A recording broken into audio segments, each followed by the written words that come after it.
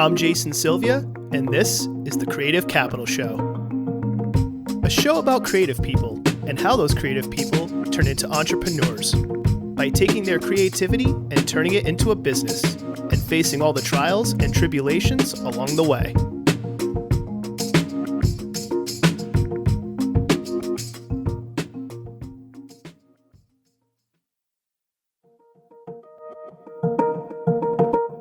Food, passion, and service. These are the words that describes this episode's guest, Deena Montanez. From an early age, Deena had a passion for food, so much so that she would sneak into her family's living room late at night to watch the Food Network. While studying to be a chef, Deena realized she loved something else as much as food, and that was interacting with her guests. This led to numerous positions within the hospitality industry, and the experience gained from those positions, along with a desire to work for herself, led to the creation of her restaurant consulting business, Nibbler On The Roof. Deena's business is based upon giving advice professionally, and in this episode, she gives advice on working within the hospitality industry, how to find out what you don't want in life, the difficulties of starting your own business, and much, much more. And it all started in a church bingo hall. Enjoy.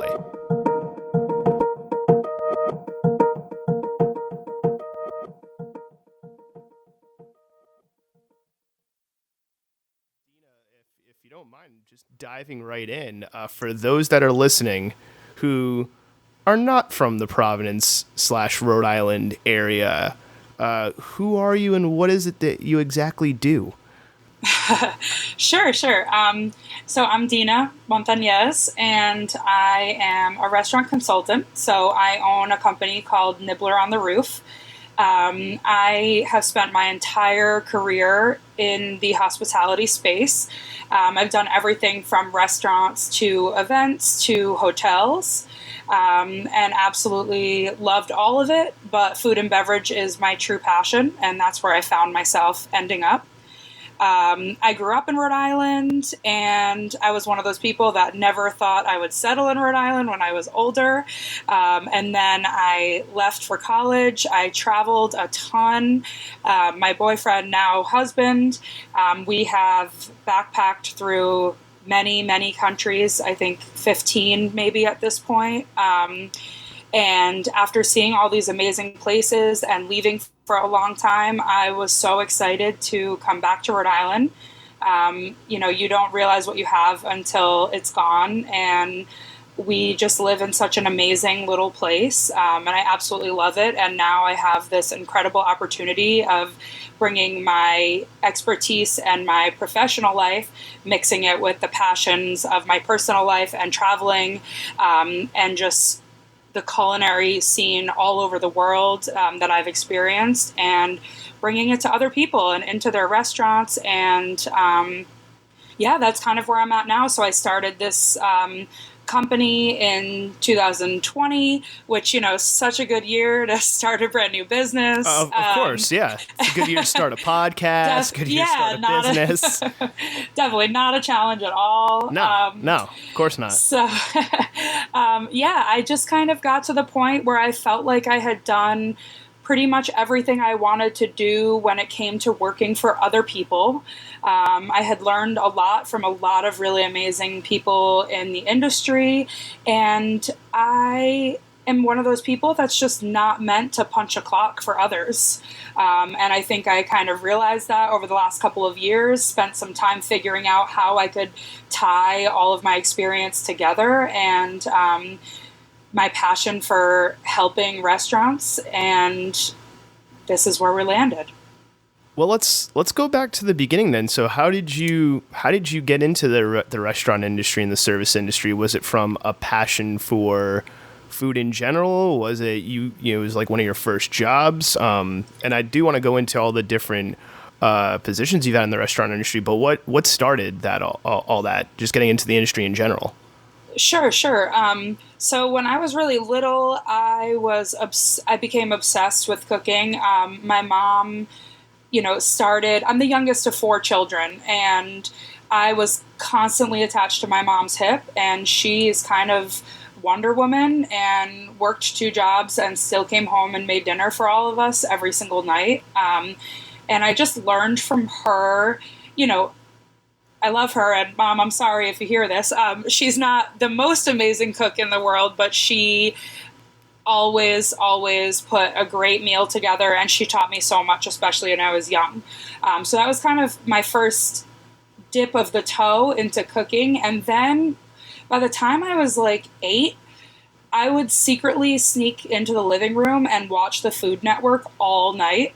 I became so enthralled with watching food be prepared and just the passion and creativity that these chefs took and the pride that they took in their work. Please tell me Good Eats and Iron Chef, the original Iron Chef, are some of your favorite shows. Absolutely. I used to see Iron Chef and be so amazed and also be like, oh my God, I could never handle that pressure. And I still kind of feel like that about myself in the kitchen. But yeah, and then when I was probably 11, maybe I shouldn't be saying that on here because, child labor laws, but that wasn't really a thing for me growing up.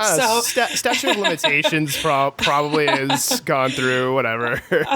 So, when I was probably about 11, I started serving. It's very random, but I started working at bingo. So how churches and temples will have bingo set up for usually the elderly community, and they'll gather and play bingo multiple times a week. Yeah, bingo in the church basement or something like that. Exactly. So for me, it was at my temple that I grew up at, and I started making and serving spinach pies, and coffee and tea started really small, and the look of happiness and joy that it put on these people's faces honestly stuck with me forever. And looking back, that was probably a combination of they thought it was really cute to, be around children and have, a child delivering them food while they're playing bingo. And looking back now as an adult, elderly people tend to really like to interact with young people. It just reminds them,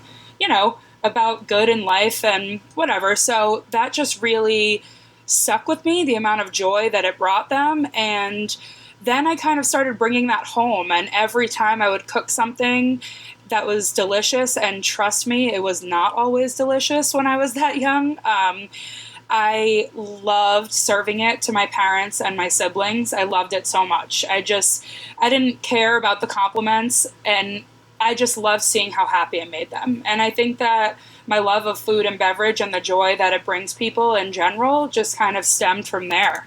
So definitely it started as a love for food, and I still, food and beverage is my absolute number one passion. But then as I got older, it really grew into the whole idea of providing hospitality, and kind of took off from there. But I would say that that's how it started. So really it was the idea of service to other people then exactly. is what turned you on to it from an early age. Yes. So from there, and because I want to get into this just from doing the wonderful little research I do before I do these things. Everybody thinks it's a lot of research. It's, at least in my opinion, it's not. But with the little research I do have, I noticed that from the previous experiences you had in the industry, they weren't all necessarily kitchen related. There's some front desk work, some hotel work, GM work, trainer and server work, chef work, event coordinator work. What made you want to kind of you're still operating in the service industry, right? The restaurant hospitality service industry, but what made you want to kind of bounce around and try different things and taste different things, instead of kind of staying in one lane and just be I'm going to be a cook, then I'm going to be a chef? I think that, so all through high school, I thought I wanted to be a chef. I actually highly considered going to a vocational program for culinary when I was in high school. Looking back, I'm glad that didn't happen. I believe everything happens for a reason, but I always saw myself as a chef. And then high school came, and it came time to think about college a little bit. And by that point, I'd been working I'd worked in a fair amount of kitchens. I was still young, but had worked in a couple restaurants, and I quickly realized that I did not want to be stuck in the back of the house with no guest interaction forever. Being a chef in general, unless you are extremely talented and have the right circumstances, it's pretty ungratifying work. You have to, I give chefs so much credit. It is backbreaking. It is so difficult. You are constantly on your feet. You're constantly in this hot kitchen. You're preparing these beautiful meals for other people. In the meantime, you barely ever get to sit down and just enjoy a quick sandwich in between shifts.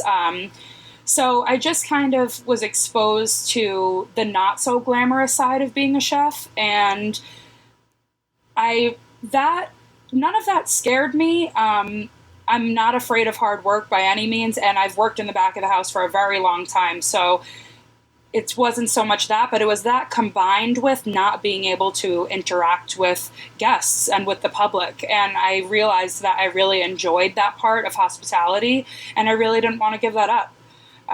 So that's kind of how that transition happened, and then when I went to college, I had to make a decision, and I knew I wanted to be in hospitality.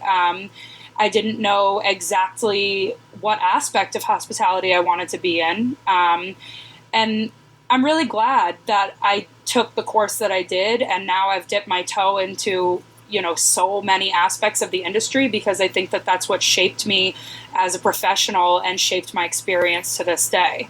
But so that's why I ended up not deciding to go the chef route. I want to go on that last line. You were saying how it shaped you and gave you all the experience that you have today, and it's definitely helped you out, it seems. And I want to talk a little bit more about that later. But how important do you think it is? Just because the whole point of this show is to talk about creative entrepreneurs, creative businesses, but also the work that went into it. The back end work, the unsexy work sometimes, and it seems like you got to experience, like you said, some of the unsexy parts about being a chef. So you had this idea in your head, and then you actually experienced the back end work, and you realized that it wasn't for you, but you still liked the service aspect, and you still liked the guest interaction. How important do you think it is that anyone, no matter what they want to do in life, no matter the industry, that they need to get some experience and kind of try it, and then taste all the things, I guess, try all the things? I personally think it's very important. I mean, that's not to say that everyone needs to try everything. Some people are, I guess, lucky in the fact that they make a choice and they, decide to pursue a degree in that field. Then they get a job right out of college that they love in that field, and it just really clicked for them.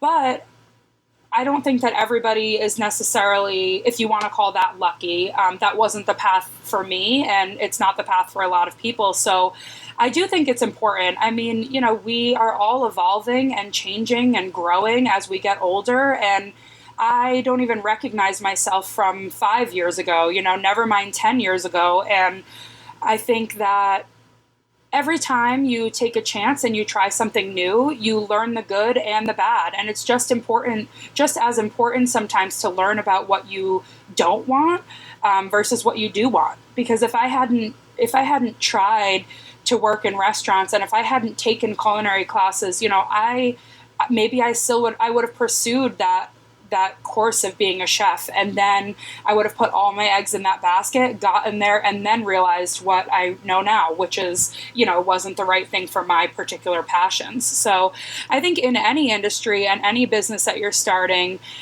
knowing a little bit about a lot is going to be the key. And just starting a business, in the last year and a half, totally by myself, I feel even more passionate about that now than I would have before. I know so much about, I know a little bit about a lot of things now that I never thought I would even have to explore. And like you said, that's the unsexy part of starting a business, but you don't know how to build a website. You don't know about SEO, you don't know about all this back end creating, email lists and all these things. And if you have nobody to guide you, then it's literally just a learning game. And that's how it was for me. And that's kind of how my whole career has been. And I'm not upset about that at all. I think that that's totally shaped me, my experience, and my work ethic as well. So I think that that's very important for people in almost any industry. Can you talk about some of those different restaurant experiences and service industry experiences that you've had? Just like if you go into a little bit of all the things you tried. Yeah, absolutely. Like I said, when I was very young, that's kind of when I dipped my toe into the whole bingo situation. And that kind of blossomed into helping with events at the temple, when I was too young to really be working. And then when I was old enough to actually be working, I worked at a few different, very run-of-the-mill chain restaurants. I worked at Pizza Hut for a little while in the beginning of my high school career. And then through high school, that just kind of evolved to a few different local places. And then, never doing anything too significant, but being a main focus on customer service, register, some food preparation. And then I spent the summers, I spent all of my summers working at an overnight summer camp in Rhode Island. And I was a camper there my whole life. Then I became a counselor. And then when I started becoming super passionate about the industry, and this is, again, when I thought I wanted to be a chef, I ended up becoming kind of like an associate kitchen manager for the camp. So I was preparing meals, helping to prepare meals for 300 kids 3 times a day. And that is what really exposed me to cleanliness standards in the kitchen, doing all the grunt work, cleaning grease traps, standing in front of a dishwasher for hours, sweating, mopping floors until 1 a.m., and just kind of seeing the really not glamorous side. But I really enjoyed it. And that stuff is just as important as the glamorous side of working in a kitchen. So I did that all through high school. Then I went to college and I started at UMass Amherst in their hospitality and tourism management program. And I did a little bit of hotels, restaurants, and private events there. I worked in the dining hall, actually, helping to create a grab-and-go food program for students. So I would help prepare thousands of meals every day, package them. We were up at 4 a.m. cooking, package them, go upstairs, and then got to sell them. So I had a little bit of that back of house mixed with front of house in my experience there, which I really enjoyed. Then my college career progressed to Johnson & Wales in Providence. And at that point, I was studying hotel and lodging management as well as food and beverage management, which had, again, a really nice mix of the culinary side of it and a huge focus on the hospitality side. So that's when I started focusing more on hotels and private events. So I noticed Courtyard by Marriott, Carnegie, Abery Club. So there was some hotel stuff in there too, which I wanted to ask you about, what was that switch like of going from kitchens and kitchens large and small to more hotel based. Yeah, so when I was at Johnson & Wales, that's kind of when that shifted for me. Like I said, my bachelor's degree is in hotel and lodging management. And I really enjoyed my classes. I was really exposed. I think that hotels are extremely fascinating in terms of what they provide. And there's a very close touch point of service from guest to employee, which I really, really enjoyed. And your hospitality goes so far in hotels. Just recorded an episode with the CEO of Die House, which is a hotel in Olneyville. I'm familiar with it. Yeah, I've communicated with them a bit. I haven't been to the property yet, but I've reached out to them multiple times, just, commented on things just to let them know how beautiful it looks, and they've done such a great job with it. That's kind of when took, my career kind of took a turn. So I did work at the Marriott in Copley Square, and I worked there throughout my senior year of college, and I loved it, but it was very monotonous for me. I I really like a challenge. I like to problem solve. And in general, it made me realize that hotel life, for the most part, is, very much the same day after day, which is a standard that's very good and important to uphold in a hotel. And so that's kind of where I had started my hotel journey. And then, yes, I helped to run the front desk at the Carnegie Abbey Club, which is a 5-star luxury resort. Luxury club. It's a private club, and they have an award-winning golf course.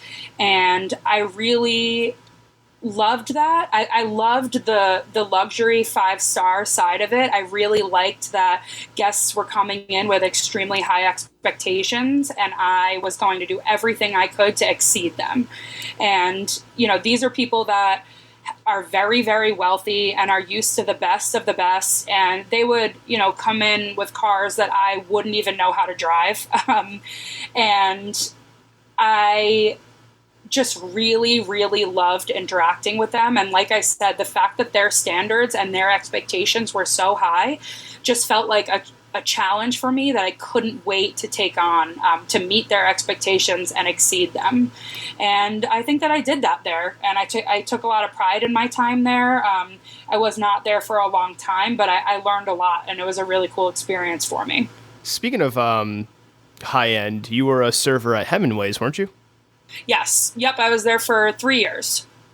And you were also training other people. So what experience did you gain from Hemingway's? And actually, if you could explain to anybody who's listening what exactly Hemingway's is, because I think it's interesting that you've got a lot of different ends of the spectrum when it comes to restaurants and hotel spots. Yeah. So after the Carnegie Abbey Club, I realized that fine dining is my passion.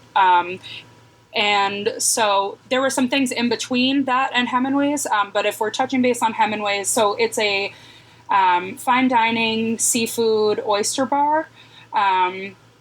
It's right in downtown Providence, and it's a very, very established restaurant. It has been around since, I believe, 85. Don't quote me on that year, but if I remember correctly.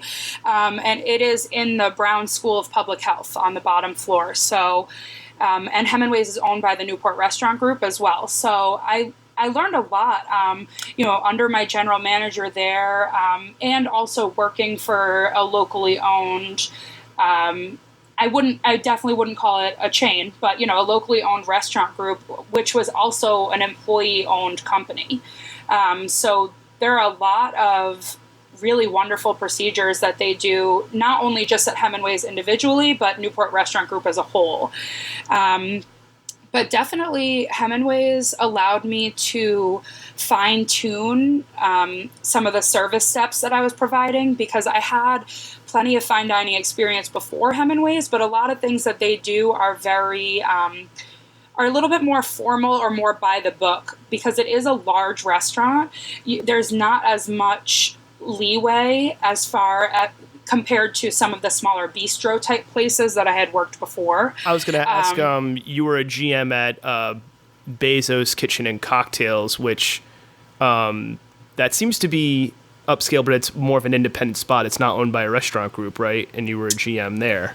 So I was the AGM there, so the assistant general manager there. And at the time, it was independent. It was owned by a wonderful couple, Kristen and Mike Delagrata, who I can't say enough wonderful things about. They actually own Prime Seafood, which is a really successful company. And at the time, they owned it, and I worked under my general manager, Dana Ronsky, who I absolutely love. We are in touch to this day, and she's an absolutely great resource. But now, since I left, because I haven't been there since 2016, and I think about 2 years ago now, the Delagratas actually sold the restaurant to the Martucci Group. So they actually own the Trap and Safe House in East Greenwich, and they took it over, and I actually haven't been in there since, but they changed the interior a bit, they changed the name a bit, but yeah, that's kind of where I had my first real job out of college, and it definitely it's very, very different from a larger scale restaurant like Hemingway's in so many ways. But I learned, again, I think I learned different things at all the different places that I've been. And now those are all situations I'm so glad that I have experience in, because that just adds to the level of experience that I can provide for my clients now. So you've got the, and it's interesting, right? Because you, as far as your experience goes, you did fast food, right? Which is consistent experience at an insane scale if you think about it. Then you've done the fine dining, and it's fine dining owned by a restaurant group, so there's still set procedures and policies in place. Then you've done independent spots, at least at the time, like Basil's Kitchen and Cocktails. You've done corporate hotels like the Marriott. You've done the Carnegie Abbey Club. So you've gotten this experience of things at, both ends of the spectrum, things at large scale, and then like the more independent spots and everything in between, it seems like. Yes. Along with your passion for traveling and wanting to, taste food and have different, culinary experiences all over the world. So you've got all the experience, you're working within the industry, but you had said earlier, you're not the type of person that can be punching a clock. So what were the moments? Was it always something kind of nagging at you throughout your career, or was there a specific moment or turning point that you started thinking about, hey, I'm going to go into business for myself? I think it was a combination. Looking back, I think at all of the different jobs and positions that I've held, I'm not the best employee. And I say that I definitely meet and exceed expectations, my boss's expectations, wherever that may be, the guests' expectations. Don't get me wrong. I do everything that's asked of me and more, and I do it with a smile on my face. However, I would get very frustrated, whether I would voice that out loud or not, which most of the time I wouldn't. It wasn't my place, and I always strive to be respectful. But I would get so frustrated when I saw the lack of care in fellow coworkers, in people that I was working under and was supposed to be learning from. And it just really started to bother me, the lack of consistency, the lack of empowerment in the industry. And I think over time, it was just kind of a slow buildup of, I've learned a lot of great things, and I've learned a lot of what I don't want to see, and the type of business owner that I don't want to be. Can you give some examples of that, if possible? Yeah, sure. So like I said, I use that word consistency, and I think that is the number one thing that is lacking in the hospitality industry, especially the restaurant industry as a whole, and in all different areas of it. For example, in leadership, I would see time and time again, a leader, a general manager, a chef, whoever it is, come in, and you never know what their reaction to something was going to be, or what mood they were going to be in that day, or who they were going to play favorites with that day. So like an ego problem. Absolutely.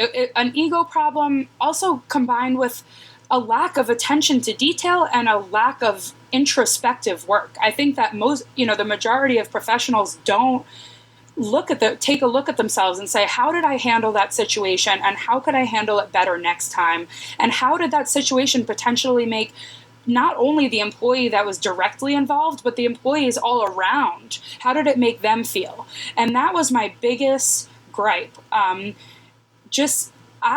As a leader, I 100% pride myself on people that are working under me, or my clients, or whoever I'm interacting with. They know exactly how I'm going to react to something, because it's the same every time.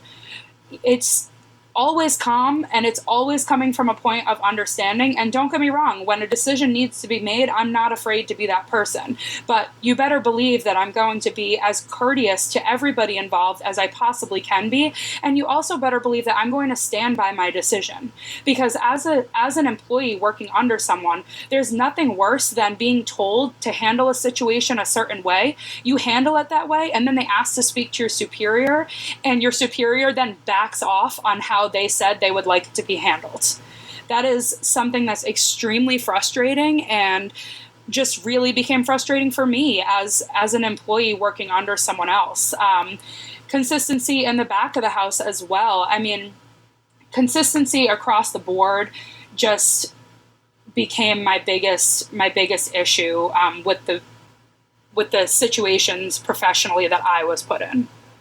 And you were also mentioning earlier, it seems like issues with staff. Was it more how like staff was being treated, or how staff was maybe viewed by like the management or chefs? Were there any like problems that you kept seeing in those areas as well? Because I think the restaurant industry right now, we're getting out of COVID, but it kind of shined a light on some issues that maybe the general public didn't know about. Oh man, yeah. I mean, that's a whole nother topic. That could be a whole another episode. Yeah, which we can absolutely touch upon. But, the staffing issues now and since COVID it's absurd that it's the number one issue facing our industry today. But yes, I do think that, even pre-COVID, and there's so much that goes on behind the scenes that people don't know about. And in restaurants especially, there tends to be this blame game that goes in this big circle. So, you walk in, you have your greeters, and your manager will start the night and look over all your reservations, and the manager is blaming the greeters for either not filling enough seats or taking too many reservations. So it starts there. Then, you're supposed to be having a manager or a supervisor keeping an eye on what's happening in the restaurant. So, people may not know the way that sections work for servers, and it's different everywhere. But in most, especially large restaurants, servers work in sections. So you have your tables for the night, and those are the tables you're responsible for.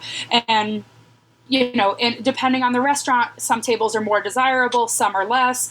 Some restaurants just work on rotation, so servers' names are just put on a list, and you get a table, you get a table, you get a table, and you just go down the list and start again at the top and try to keep your cover count, which is your guest count, as even as possible throughout the night. So, then a greeter will try to sit the first server section, and those guests will ask to move to a different table. Okay, no problem. You want to make guests happy, and you work with it, and you're flexible. Now, a few hours go by, you're in the middle of the dinner rush, and you have some servers that are completely slammed and others that have made no money. They've gotten no guests. And to me, whether I'm serving, managing, or anything in between, that is not okay. So that starts to happen. Now the servers are blaming the greeters, and now the kitchen is going down because the reservations were not sat where and when they were supposed to be sat. So now you have, the kitchen stressed out, and then you get a guest that wants something very particular. So as a server, you're typing it in, and now the kitchen's mad about your modified ticket. So now they're blaming you. And then your food's taking a really long time to come out to the front of the house. So you are secretly blaming the kitchen when you're at your table. You forgot to bring a beverage in. Oh, I'm so sorry, the bartenders are really slammed right now. When in reality, you were so busy, you forgot. And there's just this constant blame game that goes on in a restaurant. And you know what? Most of it is fine, and it's just kind of the name of the game. However, as a leader, I think it's extremely important to examine all those situations and try to keep that blame circle at bay as much as possible. And I was not seeing that happening in a lot of the places that I had worked. And it just contributes to this really negative culture. And culture is the most important piece of any workplace. And when you have a bad culture, nobody wants to be there. Nobody is empowered to do their best. There's a lack of communication between the back of the house and the front of the house, all the different positions in the front of the house. And it just creates a lot of issues. And I think that, that's just kind of the staff issue is so important, and the culture that you create. I'm sorry, I forgot what the original question was, but no worries. You answered it, but it brings up another question I have, which is, really the reason why you wanted to go into business for yourself is that you were seeing problems, not just in the individual places, but you were seeing cultural problems, and those you wanted to help solve and fix those cultural problems within that you were seeing, and problems with consistency, etc. My question is, how did you get turned on to the idea of being a consultant, and what in your mind was that, as a consultant, I can do more to fix these problems than being someone within that restaurant? Because I think that's interesting, because even though you're a consultant, you're not the owner of that place, right? Like, you're coming in as an outside force to help. So what turns you on? What turns you on to the idea of, like, oh yeah, consulting, like, that's what I should be doing, because that's what'll help me help solve those problems that I'm seeing consistently? Sure. I think that what really culminated into this is that there are so many bad restaurants out there, and they don't need to be bad. And I think that there's a lot of people that say to themselves, hey, I love going out to eat, and I'm a regular at all these places, and I know the ins and outs of a restaurant, and I'm going to open one. And in reality, they have no idea what it takes. And, I would go out to eat, and if I had a bad experience, just seeing how these situations were dealt with, I was like, man, if this person was properly educated on how to better handle this situation, not only would I be coming back, but all the other people that are put in similar situations, they would return too. And it just kind of started to occur to me that I wanted to be the person to help others and educate them, use my experience, good and bad, and in between, to kind of show people what to do, what not to do, and really help identify fixing the issues that will then have a trickle-down effect into everything else that they do in their restaurant. Because people pinpoint these really small things based on what their regulars tell them, or what a bad review or a good review focuses on.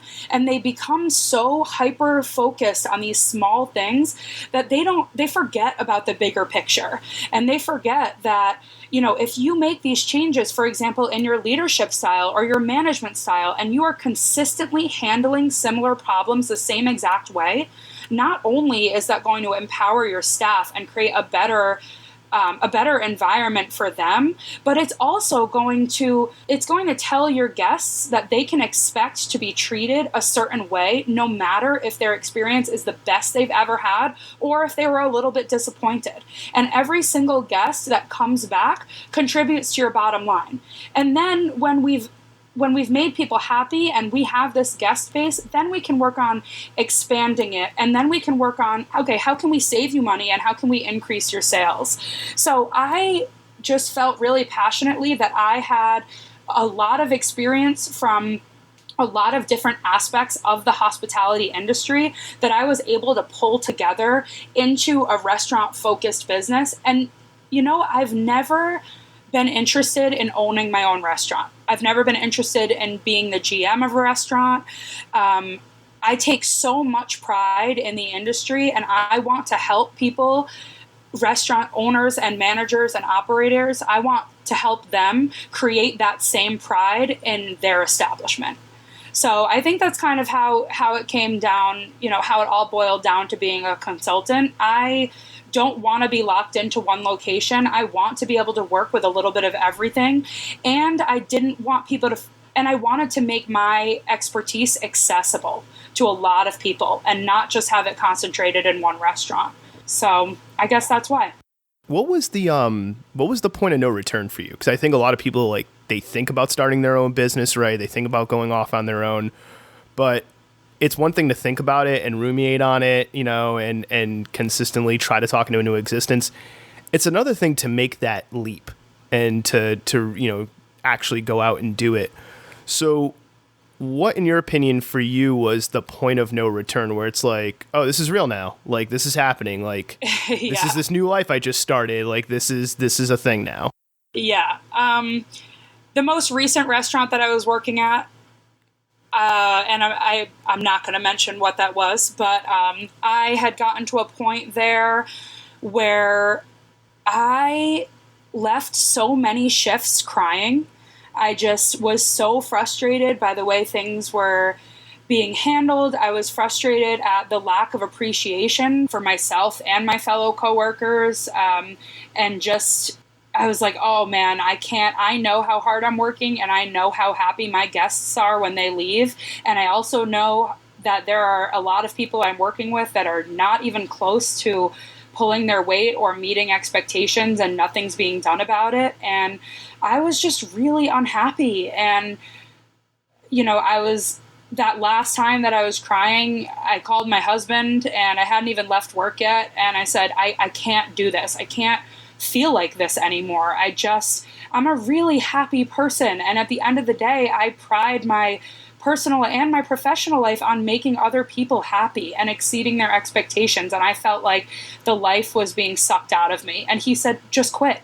Just quit. And for the first time in my entire life, I quit a job without giving notice. And that was the turning point. I had no plan. I had no idea what I was going to do to make money. And I knew that I wanted to work for myself. I knew where my passions laid. And I kind of set upon this journey of self-exploration. I had taken a few interviews at a few different jobs that, to be honest, I didn't want. And I kind of felt like people around me were saying, just give it a try so that you can have you need to have a job and X, Y, and Z. And I would go to these interviews, and one of the jobs I even started for, I don't know, maybe 2 days. And I was like, I did not come this far and take such a risk to turn around. And I said, this is not what I've worked for, and this is not going to make me happy. It's not going to make my soul happy, and I'm not doing it. And the next probably 6 months after that were basically just a journey of figuring out who I am personally, professionally, inside of restaurants, outside of restaurants, the type of person I want to be, and kind of gaining confidence and knowledge about creating a business and the steps that takes. And yeah, that was kind of the straw that broke the camel's back for me. And it's funny because looking back, I have mostly really good things to say about that restaurant. But something switched in me, and it was just no longer my path. And that became very, very clear to me. So you're mentioning before of how people start their own restaurants and have no idea about the industry or what they're doing. I want to flip that on its head a little bit, because you're essentially started your own business, and you were speaking before about what you didn't know. How much did you not know?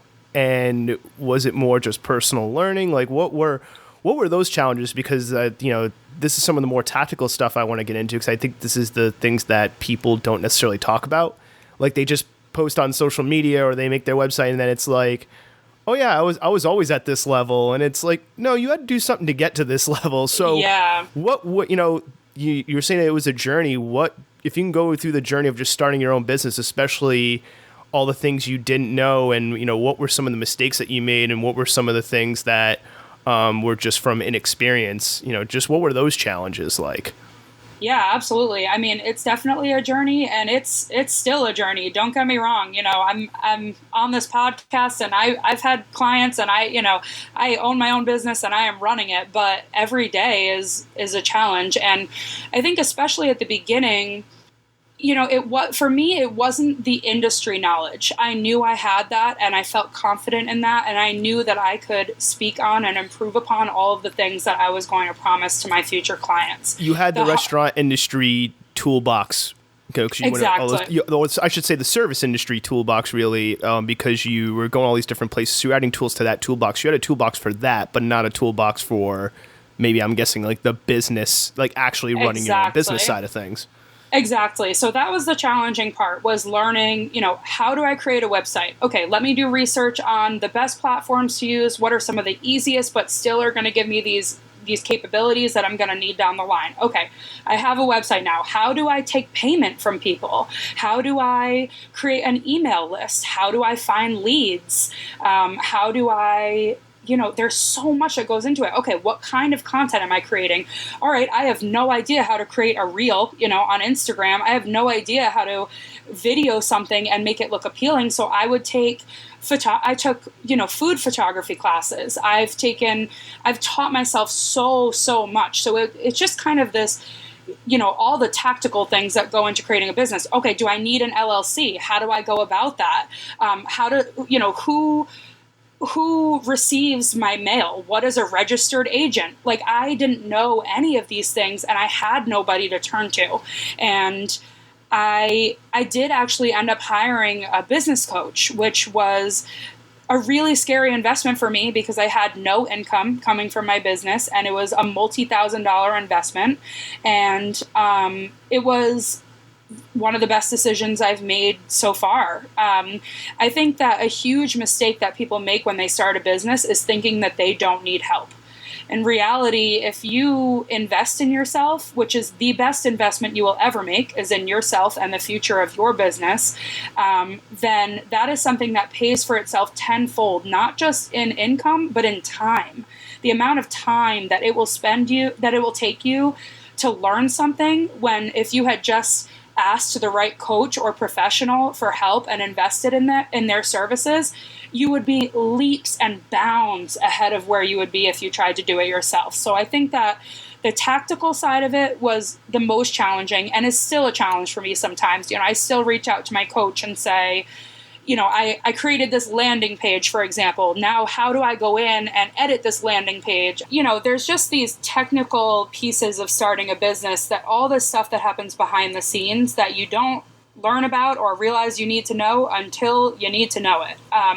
So I would say that was the hardest part. That was one of the hardest things. And the second hardest thing is what everybody in the self-development world or, small business owner world calls imposter syndrome. And that is just building the confidence to believe in yourself as an individual entity.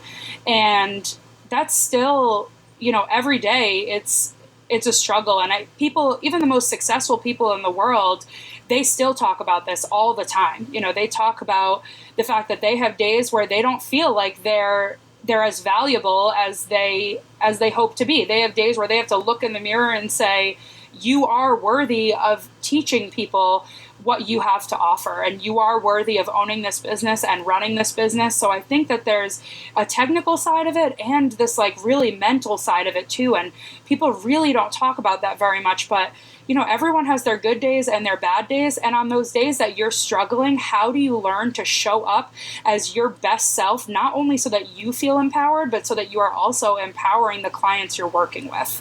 And so that's a battle, and that's something that people don't think about until it's happening to them. Even coming on a podcast, this is my first time, and I was a little bit nervous, and I just had to say, I'm me, and I know the value that I bring to the table, and that's what we're here to talk about. And you just got to take a deep breath and be yourself. But we all have hard days sometimes. So I would say that those are the two most challenging pieces of starting a business, at least for me.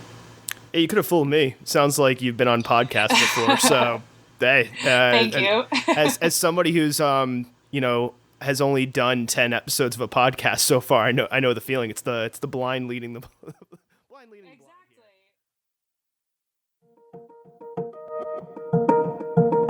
Self-awareness. It's something that you need to utilize in business and in the creative world. Early on, Deena had enough self-awareness that she recognized her desire to interact with guests was stronger than her desire to be a chef.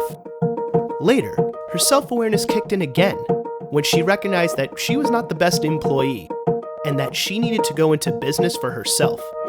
She was also self-aware from starting that business that she had much to learn and she was not an expert on everything. Deena's self-awareness helped her identify the problems and issues that drove her to quit, and how she, and by extension, her consulting business, could help solve those same problems and issues happening at other restaurants. Self-awareness. It can help identify problems and give you the wisdom to solve them.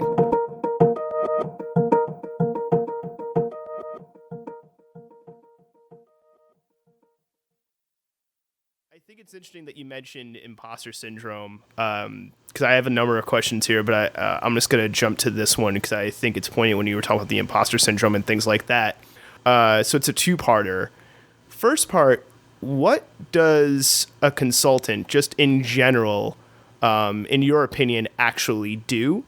And what do you think separates good consultants from bad consultants? Because I think there's this, and I was talking about this, not specific with consultants, but with a previous guest on the show about like anybody can now go online, start a website, have an Instagram account, and say, "Hey, I'm a life coach." But then like you go, it's like, well, how much of a life coach are you if you're like 22? Just out of like, how much life did you actually live to be a life coach?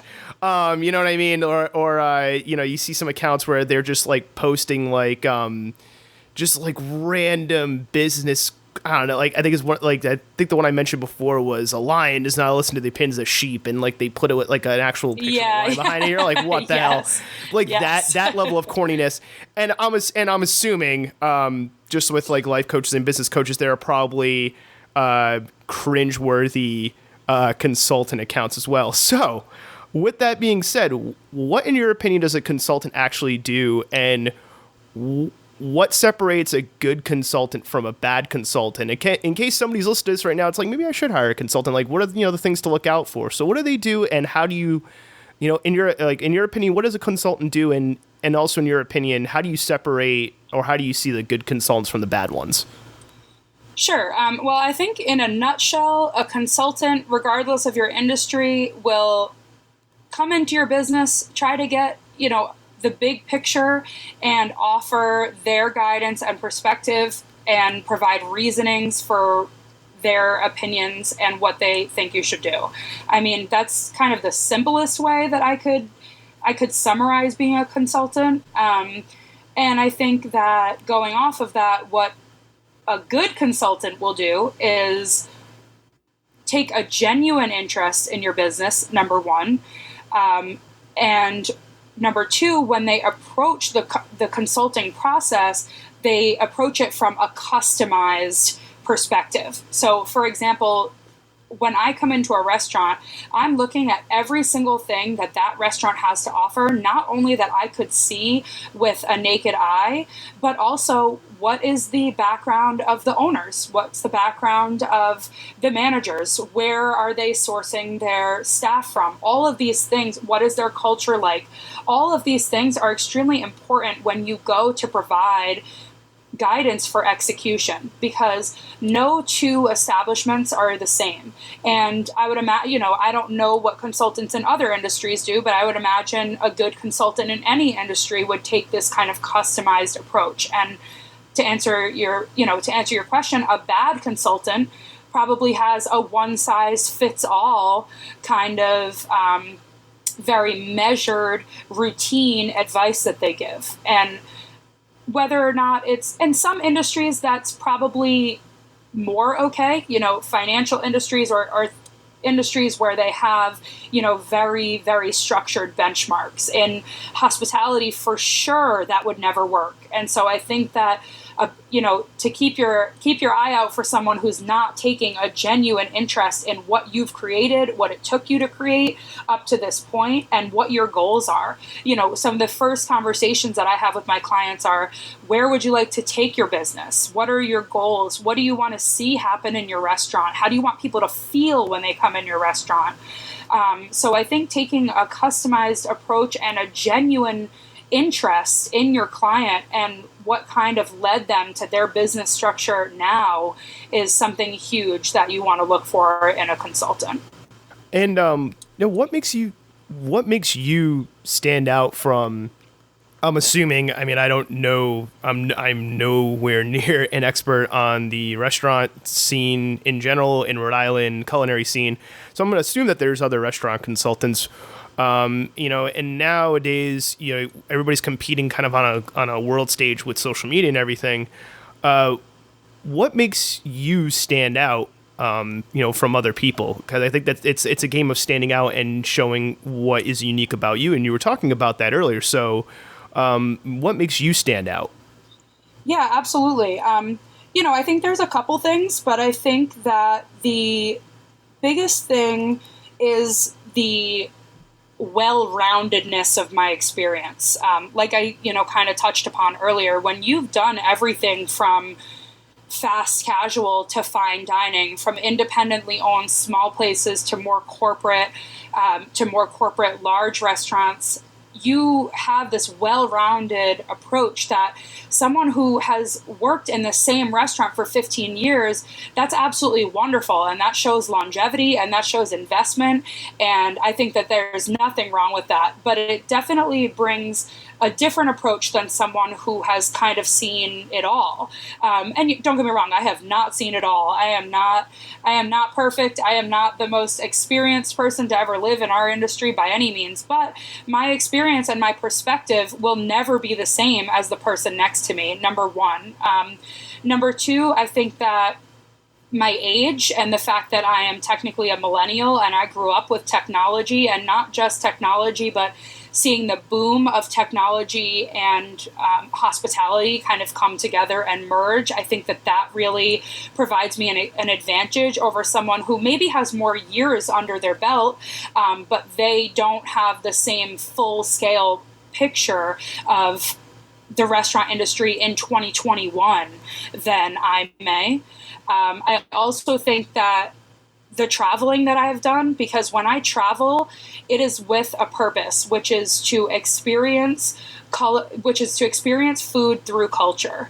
And I don't just travel and stay at resorts. I'm not the type of person to go to Mexico to a 5-star resort and never leave. I'm the type of person who, I might stay at that 5-star resort if it was my honeymoon, for example, but you better believe that every single day I am getting on a city bus and going to where the best hole-in-the-wall tacos are, talking to the locals, and seeing the small things that they've created that they may not even call hospitality, but I certainly would, or they might not even know enough about the industry, because this is just what they do. They make tacos and they're incredible. They make this same ceviche that their grandparents started making, and they don't think about it as a whole. But with my experienced eyes, I look at all of those things and say, oh my God, the way that the individuals in that country or that restaurant made me feel and welcomed me. It's the same thing whether I was in Mexico or Thailand or Indonesia. I'm looking at the way that food brings people together and the way that people express their culture through the food that they are creating.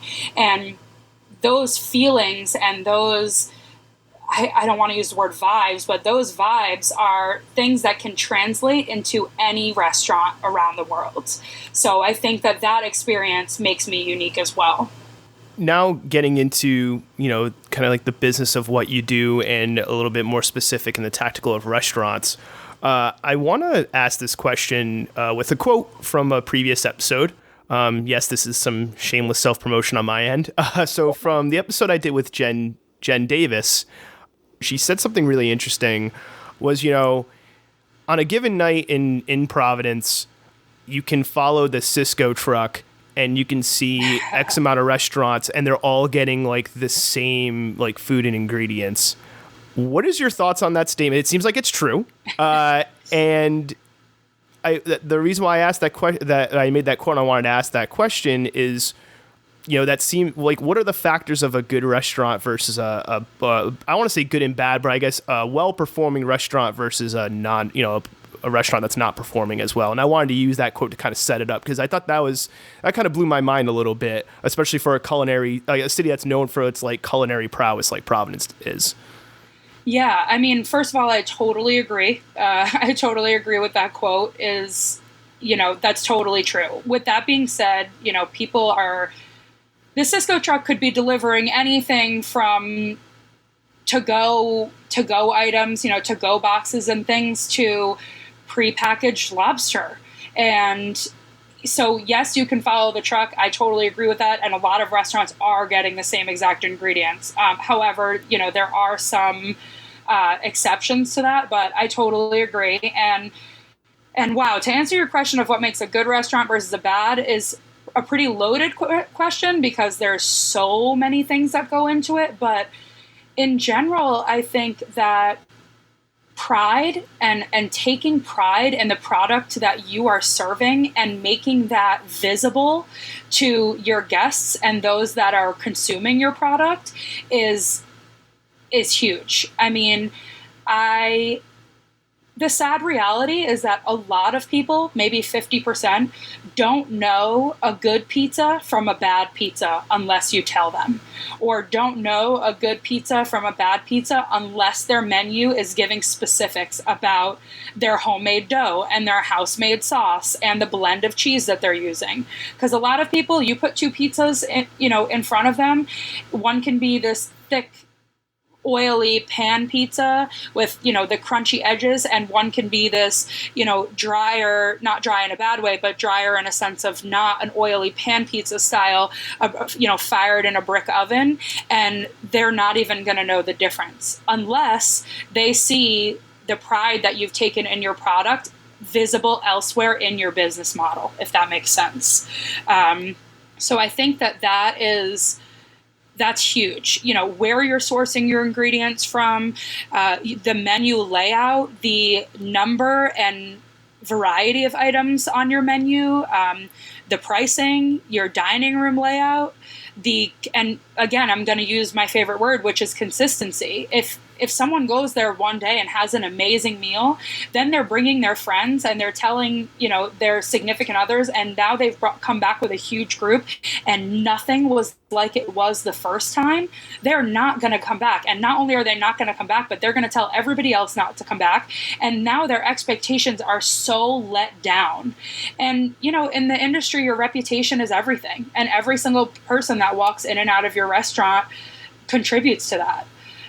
So that's a really hard question to answer of what makes it good and bad. But overall, the product you're providing, the service you're providing, the pride you're taking in those things, and the consistency that you're giving to your guests are, in addition to the ambiance and everything that you can physically taste, touch, and smell when you're in the restaurant, are all huge contributing factors. There's so many more than that, but that's the best way that I could answer that question without talking for 45 minutes. Which I'm down to do if you are. I think there's something interesting about being a restaurant consultant. And you mentioned pride, taking pride in what you do. And we were also mentioning like the ego of chefs earlier. So I think there's a duality here that that leads into this question.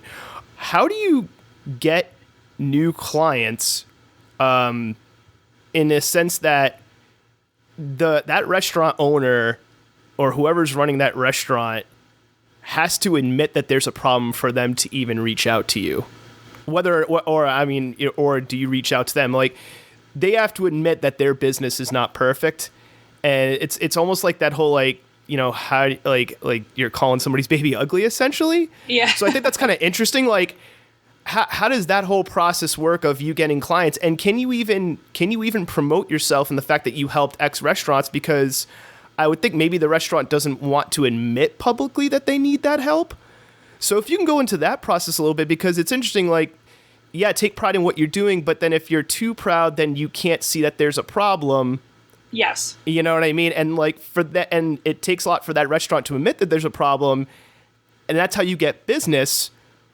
But then how do you just go up to a restaurant and be like, hey, I'm this consultant, like, here's what sucks about your place, which I'm taking a wild guess that's not how it works. Yeah. But like, just how does that whole process work? Because and can you even talk about your clients? Because then it's that restaurant admitting that, hey, we had issues before, which they probably don't want to do.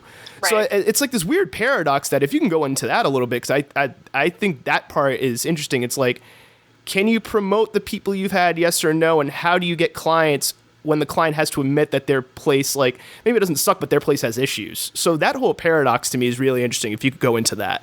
Yeah, it is really interesting, and you definitely need to approach it gingerly, and you need to approach it differently for every client. So no matter what you're doing in the hospitality industry, a huge skill that you need to have to be successful is the ability to read a person. And whether you are bartending or serving tables or seating guests or managing, that is a skill that you either have and you are able to fine tune it, or you don't, and your guests can tell. So I feel fortunate in the fact that I have that ability. So, the way that I would approach a mom and pop shop on Federal Hill that's been making pizza and pasta the same exact way for 75 years is completely different than the way that I would approach, a restaurant that has a more eclectic style, has kind of more of a seasonal rotating menu, has, a kind of a different division of power going on. And then do I talk about my clients? I do not like to talk about the restaurants or clients that I have worked with by name. But with that being said, I do ask previous clients for testimonials.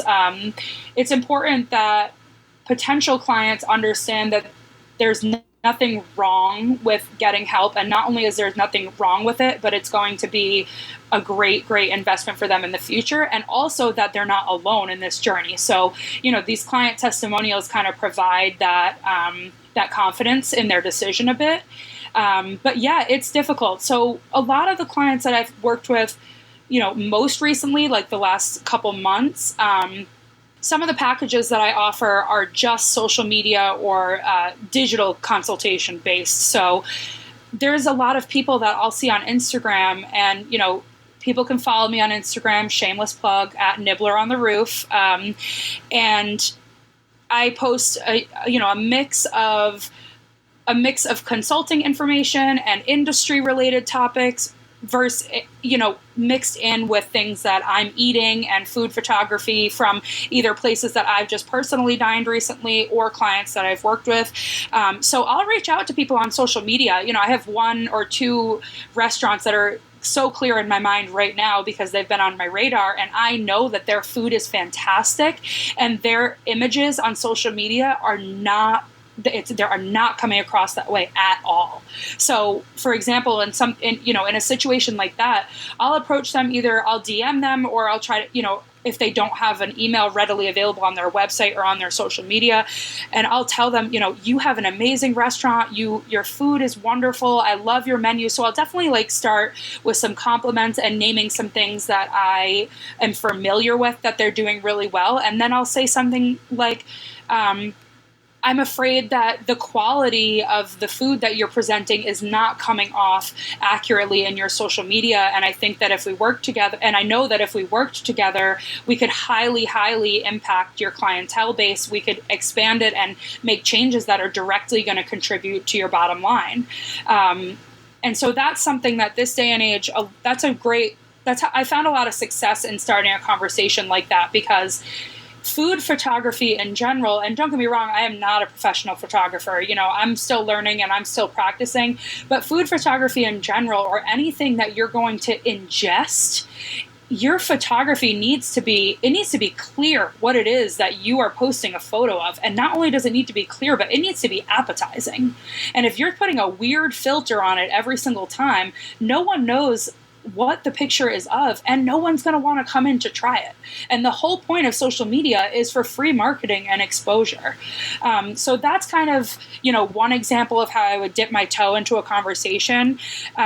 Somewhere else that's, more of those mom and pop kind of been doing it the same way for 75 years, I would approach it differently. And I would probably go in person, because a lot of the times those are the type of people that are getting a million emails and are not even looking at them. They're just doing things the same way they've done it every single day. So I'll go in and, sometimes it takes a good amount of FaceTime. Sometimes it takes, 2 or 3 or more meetings with someone to actually get them to want to be a client. And it's definitely, you need to find a way to show that you want to be helpful without being insulting.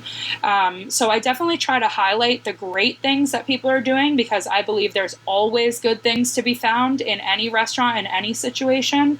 And then kind of build from there and kind of show them the positives that can come from it. And at the end of the day, every business owner is interested in one thing, which is making money. None of us want to do this for free. So also providing them with solid examples and information and financials of how your efforts and consultation is going to help them improve their entire business model. So it is definitely a hard thing. It's kind of like a dance. You kind of got to walk this line. And sometimes people are really, really dismissive, and they're like, I don't need that. Their pride takes over, and then you end up hearing from them like weeks or months later, because they realize, they were too dismissive, and, oh, wait, I am actually having this issue. I just didn't want to see it before.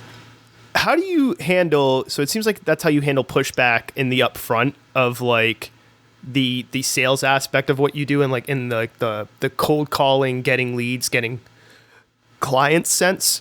How do you handle pushback when you're already working with the client? So for, I don't know, I'll just throw an example out there. Like, let's say they hired you and you're saying like, hey, one of the issues is like your chef, and the manager may be, receptive of that, but that chef's been doing the same thing for 40 years, and that chef's like, I'm not going to take any crap from you. Like, what the hell do you know? Yep. How do you handle those situations? I'm not saying that one has happened, but like, I'm assuming maybe I'm not you, but has there been pushback like that where you're already working with them? And how do you handle those situations when you're already working with the client and there's either the person you're working directly with or people within that restaurant are pushing back? Yeah, absolutely. Well, first of all, and I know that was just an example, but I do want to mention that my consulting services are front of house focused. So, gotcha. I wouldn't go in and say, a lot of my work will overlap with the back of the house in terms of menu development, pricing, inventory, things like that. But I would never go in and say your chef sucks. And I know that was just a general comment. But I do just like kind of want to make that distinction, because that is something that's very, very tough. At the end of the day, whoever hired me is in charge, number one. And number two, they hired me for a reason. So I try really hard whenever there's pushback to go back to the original conversations that I had with that individual and say to them, when we first met and you talked about your goals and your visions for this restaurant, you had mentioned your desire for X, Y, and Z. And I firmly believe that these improvements are going to affect X, Y, and Z in this way. And I would say to them, if this route is not a route you're comfortable with, then let's work together to establish a route that you are more comfortable with. I'm not looking to make anybody's job harder. I provide my services in an effort to make people's lives easier. And I think just stepping back from the situation, kind of reverting back to and reminding people of what their goals are, what they mentioned to me were their goals, and then creating a new approach when need be. I think that when you're too rigid in your approach, whether you're a consultant or any other kind of professional, that is not a good thing. You have to be able to bend and sway and adapt, and you have to be able to meet people where they are. So I think that, and also when people are being pushed out of their comfort zones, or when they're getting feedback on something that's not a comfortable thing for anybody to do. And so I try really hard to remember that what I do is forcing people to examine not only their business practices, but a little bit about themselves and the way that they go about things and they handle things. So I try very hard to not put pressure on people to do things that they don't want to do, but rather take the pressure off them a little bit and put it on me and say, how can I help you reframe this into something that you're more comfortable with? So that's kind of how I go about pushback. I mean, and then if it got to the point, I luckily have never had this situation, but, if I was in a contract with someone and they weren't willing to make any of the changes or were uninterested in working towards anything that they had originally said that they'd like to work on, then I would have no problem, refunding the rest of their money and backing out of that contract. I'm not here to force people into doing anything they don't want to do. I'm happy to give people nudges in the right direction, because I think sometimes people need a nudge and they don't even realize how badly they needed it. And some people need more of that than others. And especially in the restaurant industry, there's a lot of people who respond well to tough love. And, if I get that feeling from somebody, I'm not afraid to give tough love in, a gentle way in smaller doses. But by all means, if it's not a right fit with someone, it's not a right fit. And I think that any business owner is smart if they can realize that and they can back out of it and say, you know what, this is not this arrangement is just not meant to be, and there's no hard feelings, and I still wish you all the best. And if you ever decide that you do want to take the necessary steps to getting to these goals that you had originally outlined with me, then I'm here to do that. And that's kind of the best way I would approach it. You were saying before about how, some of the packages and services that you offer, one of them being more digital based, like digital presence, right? How important is it now for a restaurant to really own and control their digital presence and their digital storytelling, especially now that you have like some restaurants that operate out of ghost kitchens, you have food trucks, but then you also have, and this can come from not owning your digital presence and not really paying attention to it or not being on top of it. You have Grubhub making online storefronts for restaurants that didn't ask for it and then upping their fees. So like that's what happens when you don't have that digital storytelling and presence under lock and key. How important is that? But how can restaurants really utilize it to storytell on their terms rather than versus just posting something on social media or like paying an influencer to hey, make a post about how much you like the food, because that's not long-term sustainable. That might be good for like a little boost, yes, but how much can that really help in the long term, right? And also, if they choose to work with an influencer, like, how do you pick the right one? Because there's so many stories of influencers, like, going to restaurants or food trucks and being like, just going up to them, oh, I'm going to come there. I want a free meal because I'm this influencer. And the restaurant being like, I'm not giving you a damn thing. Like, right. Like, where do you get off? So how important is that? How important is that digital presence, digital storytelling for a restaurant to own it? And how can a restaurant really utilize it for their brand and the story they want to tell rather than having other people do it for them? Yeah. So, I would say it's extremely important. In this day and age, everything is digital. Everyone is checking online before they really do anything, for the most part, unless you're walking around a city and you just happen to stumble in somewhere. But even then, people are checking Yelp first. People are checking the Instagram, making sure that it's going to be worth their money, that they feel confident they're going to get a good meal. But, even just beyond that, I think it's extremely, extremely important. Not only there's multiple sides of it, but number one, you want the information to be up there and clear and readily available. And you want it to be attractive. You want it to be concise and clear. And you want to create cohesiveness among your brand. And your brand starts before people even walk through your door. It starts with the look and feel of your website. And that's not to say that I believe restaurants need to have this overly complicated website, because I don't believe that at all. I think that you can keep it simple and just have the necessary information up there. But, your website and your online reservations platform and any third parties you're using and your social media, they all work as one. At least they should. And that's something that, I focus on with my clients, because, for example, you hear of, and this happens a lot with like smaller hole in the wall restaurants, and which I really love to visit. And I'll try to Google them just to grab the address or see if they have a menu online or whatever. And they have nothing. And now, for someone like me, and especially in Providence, in a city I'm super, super comfortable with, that's not going to deter me. However, anybody who's visiting or doesn't have experience in our city or with that cuisine or whatever, they're not going to come in. Now they don't know where you're located. They see your Google address, but that's really telling them nothing. They don't see your menu up there. They have no idea what the price range of things is going to be that they walk into. And then you're more, not just fine dining, but you're more established full service restaurants. Now you've caught someone's attention on social media, for example, and they saw a photo that someone had posted, but they weren't able to tag the restaurant because the restaurant doesn't have active social media. So then they go and they Google it, and now they can't even find your menu. And now you've lost a potential client and a potential guest, and not just a one-time guest, but if that's someone that lives in the area, that's someone that could have returned over and over and over again. And then these things, when I'm traveling, for example, I might be a little less likely to just walk in somewhere, especially when I'm visiting, countries that the health and safety sanitation procedures are a little bit different. I might be slightly less likely, although I'm very adventurous when I'm eating overseas, but the average person is going to be less likely to walk into those places. Now you're missing out on so much potential revenue.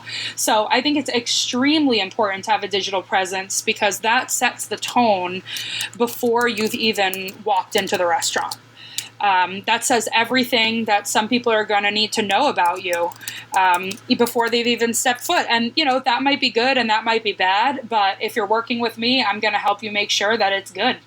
So I want to stay on that for a moment because you were talking about how there could be hole-in-the-wall restaurants that have no digital presence. And I want to stay on that for this question. So there have been, there are, and I've been to a few of them, here and just wherever I've traveled to, hole-in-the-wall restaurants, no digital presence yet, always busy, they're crushing it, right? Yeah. Because of just the food is that good, and sometimes they prefer to stay that way. They prefer to stay like the best kept secret of that neighborhood.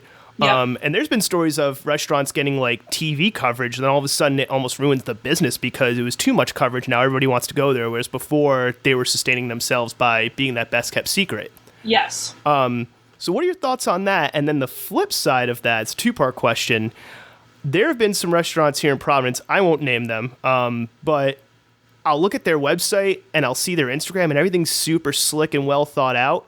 And then you go there and the food is subpar, the atmosphere is subpar, and it's just like, oh, they were faking the funk. They were putting out one image. Yep. But yet the analog, when you actually go experience it, is another. So what are your thoughts on both sides of that equation? Like restaurants who either choose not to or really don't need that digital presence and they're still crushing it, and then restaurants in places that it seems like they focused everything on the digital just to get you in there, and then you get in there and it's like what you put on digital, the story you're telling there and the story you actually have is two different things.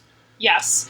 I would say that a lot of those restaurants that, to answer the first part, that have no digital presence and are doing really, really well, I think that that's awesome. I don't see a problem with that. What works for one restaurant is not going to be the same exact thing that works for another. And that goes back to kind of taking a customized approach. And those restaurants, in my experience, are offering something in their community that they're serving their community in a way that others can't. Whether that's these little hole-in-the-wall restaurants that are maybe in slightly more undesirable neighborhoods, and that is where you'll find some of the best food in any city. They are providing a service to the locals that a digital presence would never be able to recreate for them. And, a lot of that could branch into kind of a gentrified approach. And that's something that I don't want to see for these small restaurants that are doing really, really well. If it's not broke, don't fix it. And my services may not be right for a restaurant like that. And that's absolutely fine. I still love those restaurants. I still absolutely will give them credit where credit's due. And oftentimes those are the places that are really killing it because they provide a sense of pride and safety and comfort for their community in terms of what they're used to, and they know what to expect, and they generally have smaller menus and they're keeping it consistent every single time. With that being said, I think that even the smallest hole-in-the-wall restaurant could benefit from having just a controlled menu posted online somewhere, because what you oftentimes see with smaller holes-in-the-wall like that are a third-party menu is posted, or there's a menu posted that's super outdated. And in reality, someone just wants to know if they're going somewhere like that, they're not generally expecting this amazing ambiance or this, 5-star hospitality. And don't get me wrong, your server should be happy and smiling and, eager to serve you. However, that's not always the main priority in a lot of these small hole in the walls. So I think that just having a small amount of information that's updated, like your hours of operation and your current menu online, is the very least. And I think that a place like that you're referring to, that's constantly busy and has no digital presence, I think that even for those restaurants, it would be valuable to have those two items posted. Do I think that they need to go into, hiring a consultant to create this whole digital presence for them? No, I don't. And do I think that it would alter their restaurant? Absolutely it would. And I don't, I'm not here to make anybody into something that they're not, or make a restaurant into something that they don't want to be. So that would be my answer to that. And then for the restaurants that have this amazing digital presence, and then it exceeds the experience that you're creating, that they're actually creating. They're promoting something that they're not, essentially. Right. Then, there's a lot of underlying issues there, and they would need to bring someone like me in to examine where are we falling flat, and how can we actually live up to this image that we're creating online so that people aren't leaving disappointed. Because, in general, when you're creating guest expectations that are super, super high, it's that much harder to meet them. And if you have, a standard attractive, informational, updated digital presence that is really, looks great as a whole, definitely good enough for someone to want to make a reservation or just walk in, and then they get there and they're like, whoa, this place is so much nicer than I thought it would be. The food was so much better than I thought it would be. That's when you get people that are constantly raving about their experience at your restaurant.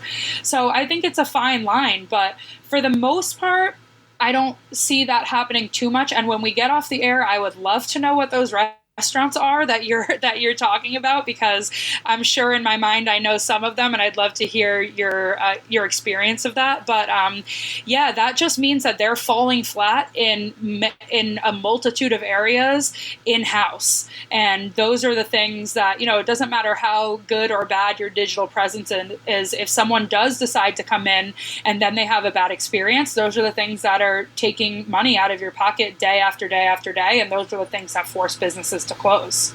So going along with that, I'm going to give an example. And again, I won't name any names on the recording, but the best way I could describe this, and I want to get your opinion on it, is restaurant schizophrenia, in the sense that, and I'll give this one example because it's the clearest example I can give. I went to a spot in Boston, and the reason why I say schizophrenia was, I go into this place and I got the sense of like, this restaurant doesn't know what it wants to be, or it didn't have anything clearly defined. And what's going to be weird is the next question. I'm going to give an example of the complete opposite. But for this question, so I go in there and there's this dining room, but there's a line outside. Like, I could see the dining room, like it looks like a nice, like more upscale spot.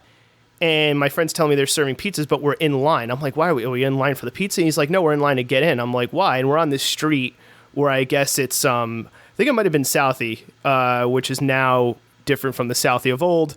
For anybody that doesn't know Boston geography, now it wasn't always like this, but now it's just like, you can't see me doing air quotes, but like young professionals. So basically like a lot of young people there. So, but not really any nightclubs. So I think that they were just getting a lot of people because people want a place to drink and have fun. But what was weird to me was, you go in the front and it looks like a normal dining room. Then we're going towards the back and it looked like they just cleared out the dining room and made a dance floor, yet the music was a Spotify playlist, because you heard the Spotify commercial. They didn't even think to pay this upscale place. Didn't think to pay even for Spotify Premium, and it was like loud, like you couldn't hear anybody over it. And it's packed, but I think it's honestly packed because they didn't really have competition. Like the only other competition was other bars that were also packed. And so we're in this back area, and I'm like, why am I so hot in here? Like, it's hotter than just being in an area with a lot of people. And I look to the right of me, and like we're like right next to the kitchen, and which is where the bar is, which I'm like, why are you going to try and put stuff that should be served cold next to the stuff that should be served hot? That still doesn't make sense to me. And they're serving like brick oven pizzas to people that are like doing shots of tequila. Oof, and so it's like these high end like brick oven Neapolitan pizzas next to the bartender that they're not trying to make you cocktails. Maybe they make cocktails like when it's not like this, but it's more like nightclub style of serving drinks, which is fine, by the way. I have nothing against that. It's just more like it makes sense in a nightclub. It doesn't make sense in an upscale bistro where they're just slinging like, you know, vodka sodas and things like that, or shots, which again, nothing wrong with that. It's just that combined with a makeshift dance floor and a back dining room that was different from the front dining room where the bartenders are serving shots next to like Neapolitan pizza, like all those things together. I'm like, what is this? And it just made for like it wasn't horrible. Like, I'm just like, this is not good. Like, and I thought it was like one night, but they're like, no, that's consistently what they do every weekend. But the thing is, they're just seeing that they're packed. So it's like, great. But to me, I don't know, maybe long term, I guess that may affect them. That seems to be a problem. And the best way I can describe it is schizophrenia. Have you run into that? And what are your thoughts on that? Where it's like a restaurant is chasing trends, or you know, maybe a restaurant will see, hey, like there's a bunch of young people in this area that want to drink and like loud music. So like, let's take our back dining room and make it a makeshift dance floor. And then like, let's serve them our Neapolitan pizza at midnight while they're doing shots. That just, I don't know if that was unique to that, but is that like a thing that happens? And what are the causes of that schizophrenia? Is it just chasing trends, and how do you solve that? Oh man, yeah, I'm cringing at that story.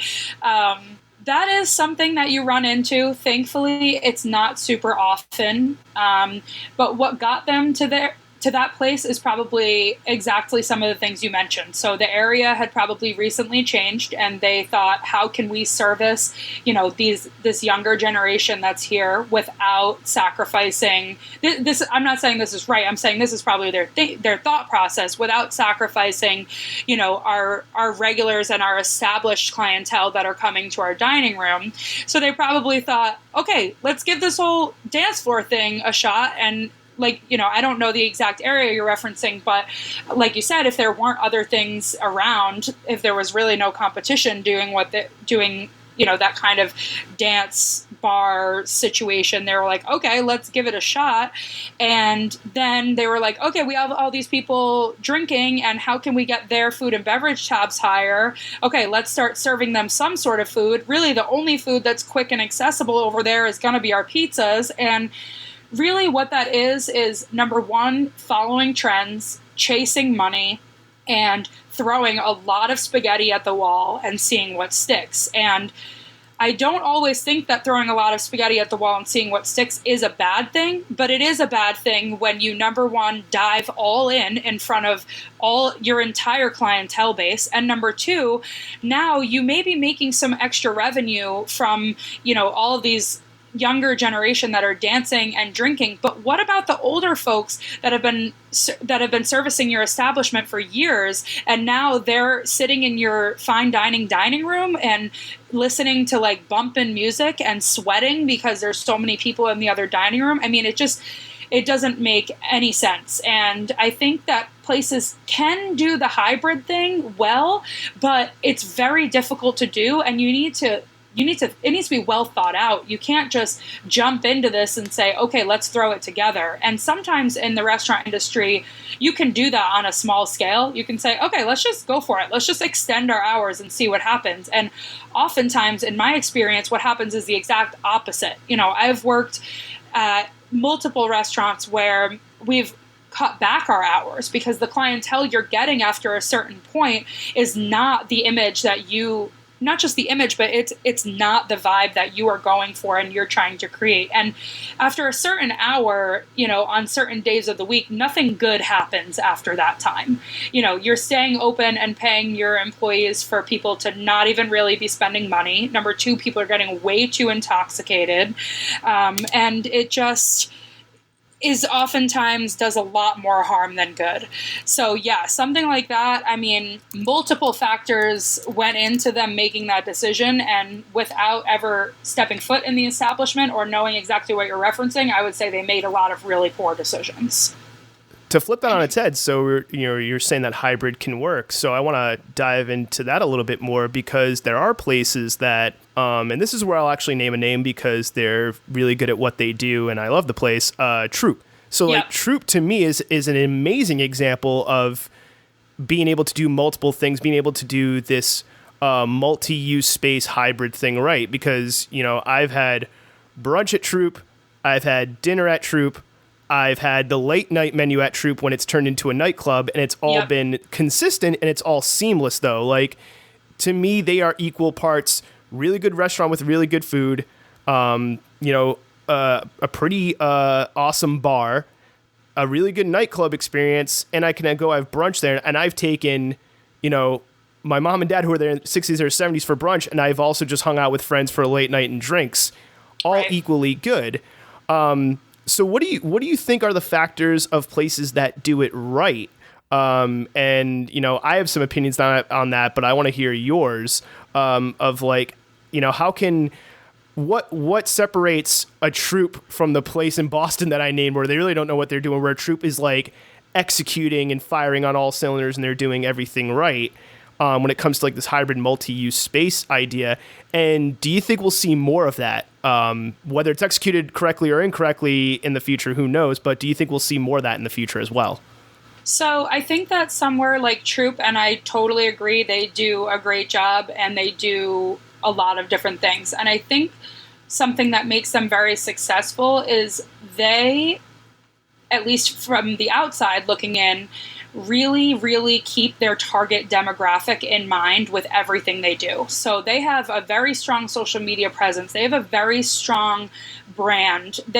Everything they do as far as their ambiance, their menu design, their menu offerings, their rotating seasonal cocktails, everything that they do is very clearly dictated towards a target demographic. And with that being, millennials and young professionals and maybe Gen Z, but in general, a younger demographic. And I think that their location really, really supports that as well, because they were fortunate to establish themselves kind of in that, I don't even know if that would still be considered West End, over there kind of near Hartford and Manton Ave.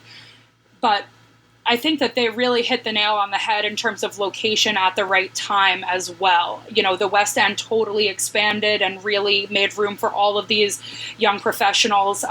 So I think that the way that their branding works and the fact that they're, publicizing events and really trendy, interesting brunch items, they're playing to their strengths. And I think that that's a big reason why it works well, because, you can go in there and have a cocktail and play a game or whatever, and you might have dinner right before that, like you said. So I think that those are a couple things that probably from the outside looking in have allowed them to excel in that.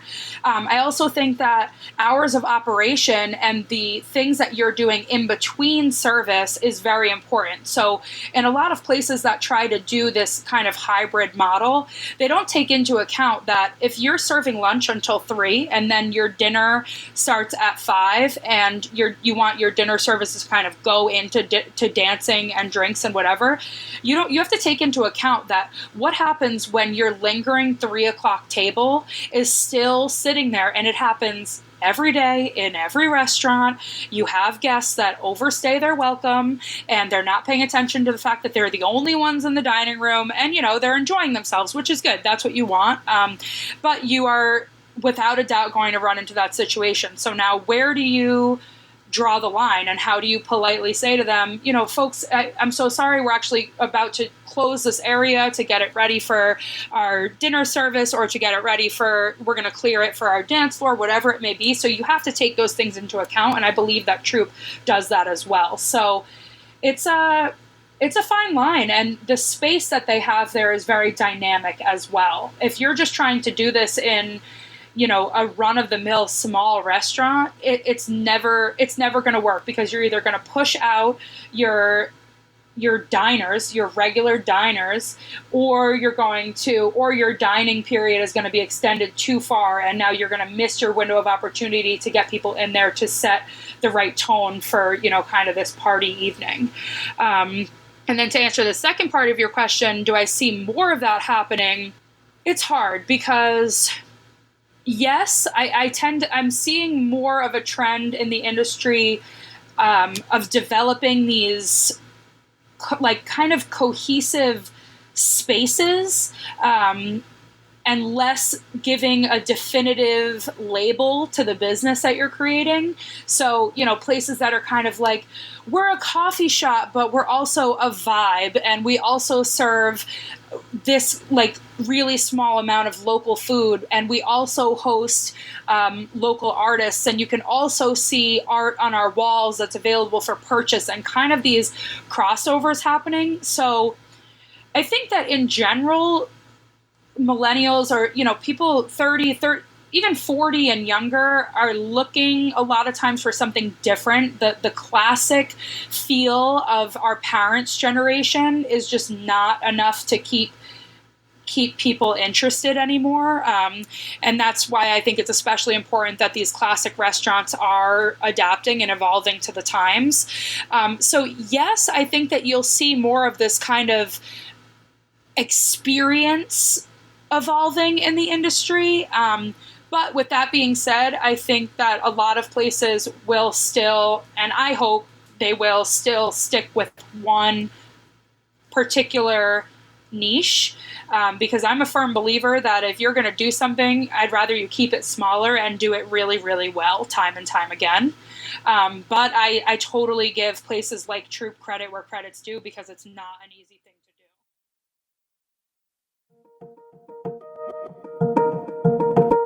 Deena brings up a really good point here, and hopefully it makes you ask the question, do you know the customer that you want? How would you identify that customer? Does the customer you have now align with the customer you want? If you never asked yourself any of these questions, you may want to start. Because knowing the customer you have, the customer you want to have, and knowing yourself and your brand will act as a guiding light for both your creative and business-based decisions. And in turn, will help yield results that will be far more impactful than, as Deena puts it, just throwing spaghetti at the walls and seeing what sticks.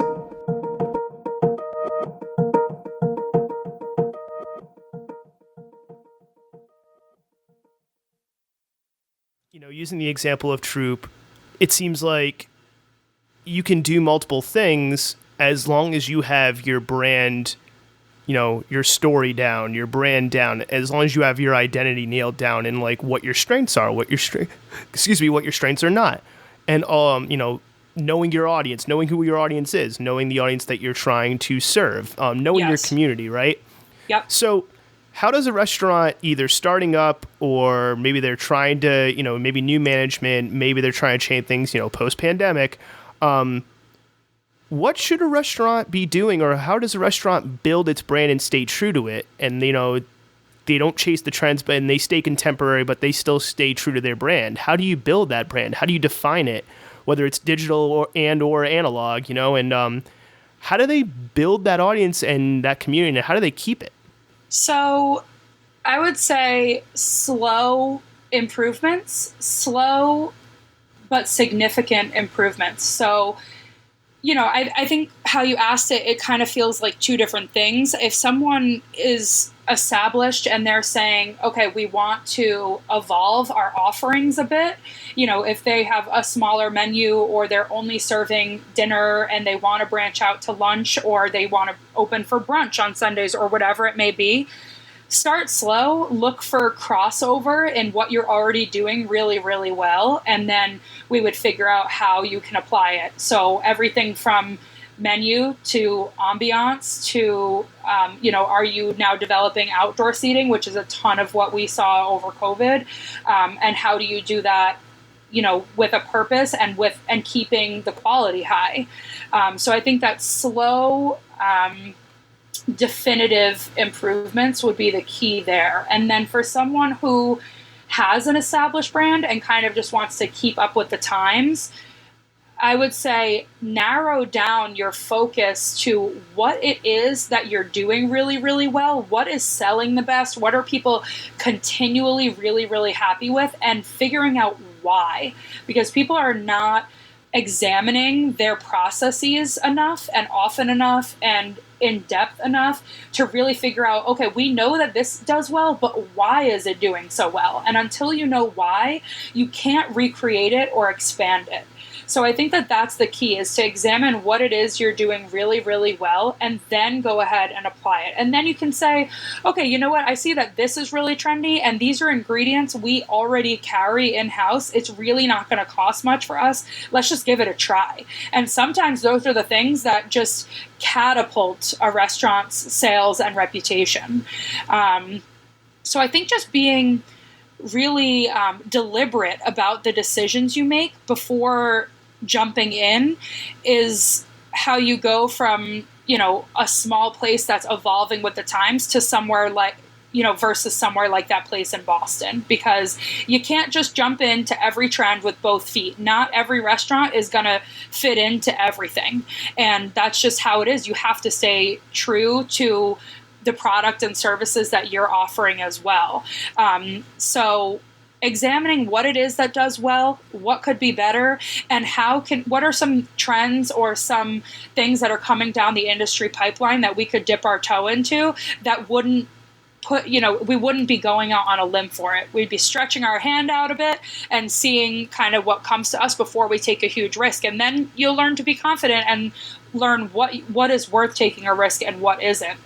That's the best way I can answer, kind of in a generality, but it definitely differs from restaurant to restaurant for sure.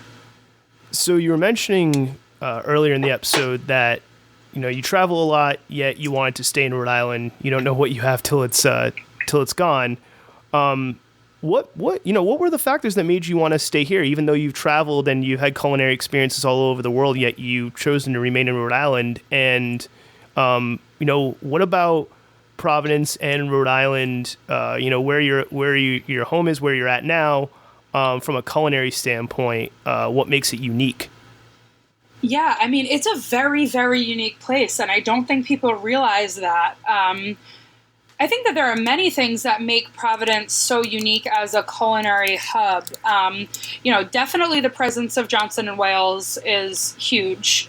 We constantly are putting out new chefs that are eager and ambitious and are offering interesting things in the industry, and not just, they're not just here for school, but now they're working in our restaurants and they're offering new things, and now they're part of our community. And a lot of people that come here for school end up staying. And, that's kind of one of the things that really contributed to such a huge staff shortage in the restaurant industry as well, because that whole year we didn't have students at Johnson & Wales. And it's not just them being students and dining at restaurants, but it's then not having interns that are working in our kitchens. It's not having college students that are serving or bartending. It's a whole trickle down effect. But in general, Providence is so unique because, number one, we do create a lot of chefs and have this huge buzzing food scene. We also are a really big melting pot for a lot of different cultures. And I don't think people stop to think about that. A lot of old school people, especially in the state, think of Federal Hill. Okay, we're going to go for Italian. We're going to go to Federal Hill. And every single time they want to go out to eat, that is what they do. And I couldn't be further from the opposite. And don't get me wrong, there's some wonderful restaurants on Federal Hill, and when I want Italian food, I know exactly where to go. But what I appreciate the most about it is that you can get fantastic Indian food. You can get fantastic Mexican food. We have a huge African population from all different parts of Africa. You can get, Moroccan food versus, there's everything. There's Thai food, and I think that is unique because we are such a small city. You go to New York and you expect to be able to get all those things. But people don't realize how diverse our cultures are in Providence and in Rhode Island in general. And then the fact that we are such a small city, I think gives us more freedom. There's a lot of competition in our community. However, there's not an oversaturation of our industry. So, you don't think to yourself, I want to go out for Indian food, and then there's 25 restaurants to choose from. If you're in Providence, there's some that are not great and there's some that I love, but let's say 5 or 6 of them to choose from. And then you go to Narragansett and maybe there's 1 or 2 others. And so there's not this huge oversaturation of different cuisines like you would find in larger cities. I also think that we have a huge advantage with seasonal tourism in Providence as well. And then recently, especially in the last couple of years, we're getting this huge influx of people moving from Boston and New York because Providence is so much more affordable. And don't get me wrong, our prices are skyrocketing, but they're still nothing compared to our larger neighboring cities. So I think that all of those things really contribute to this giant melting pot of cuisine and culture that I think make our city so beautiful. And those are definitely a lot of the things that made me want to return here. I mean, my family's here, and at the end of the day, your family, I'm very lucky to be really close with my family, and that's the most important thing in my life at the end of the day.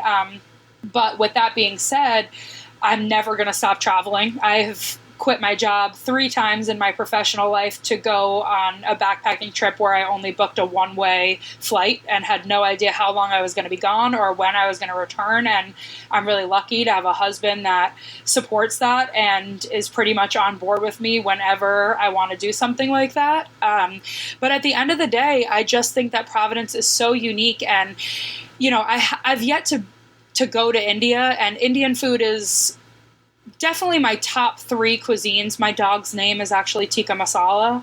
And I've gone to London where they have some of the best Indian food in the world outside of India. I've eaten Indian food at 5-star, at Michelin star restaurants in DC, in Europe.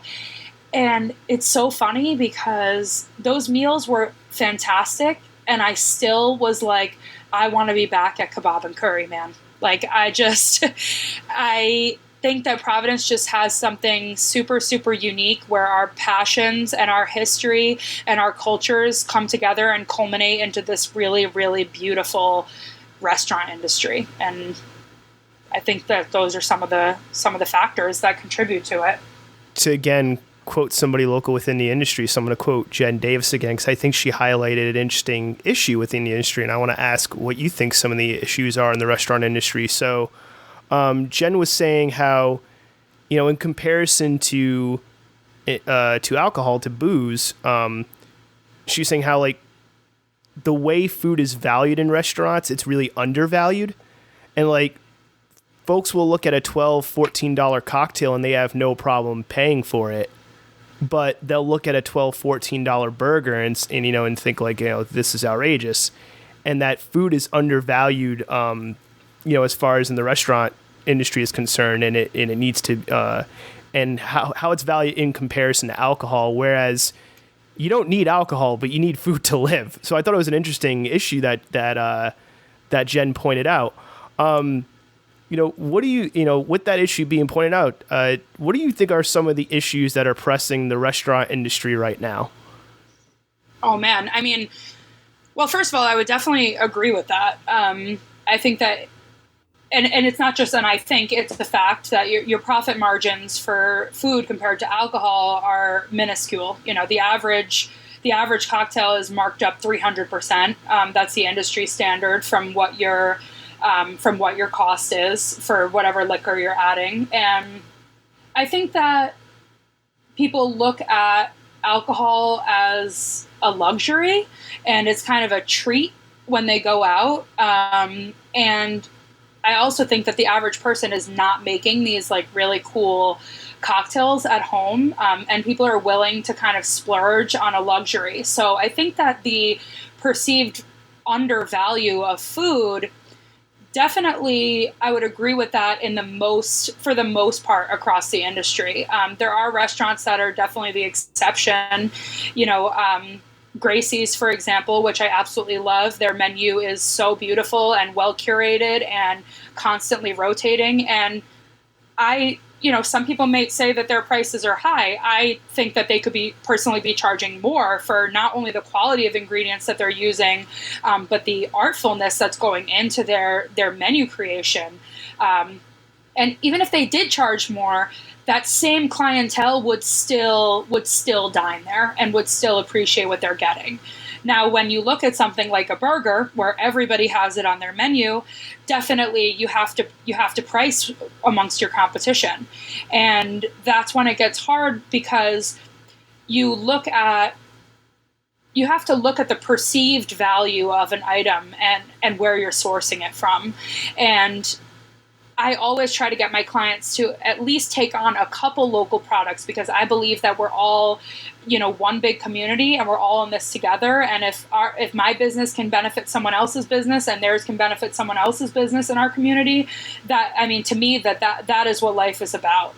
But, when you're buying ground beef and from a local Rhode Island farm that's running you $20 a pound, even wholesale, and it can be that much depending on the cut of beef that you're getting, and compared to the $4, $3, depending on the fat percentage and the beef that you're supplying from Cisco or from just a larger scale farm. I was about to say off the Cisco truck. Yeah, exactly. Then there's only so much perceived value depending on the image the reputation, the menu, everything as a whole that your restaurant is providing. There's only so much more money that can be made on a menu item.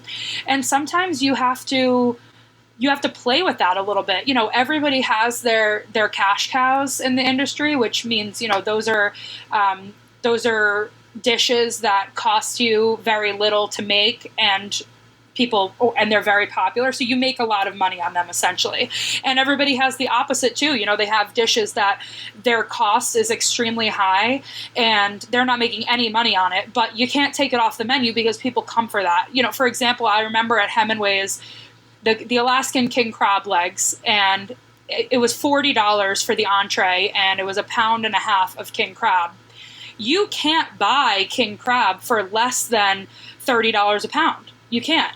So even wholesale. So basically, once you're adding in the sides and the condiments, you're lucky to be making $5 on a $40 entree. Lucky.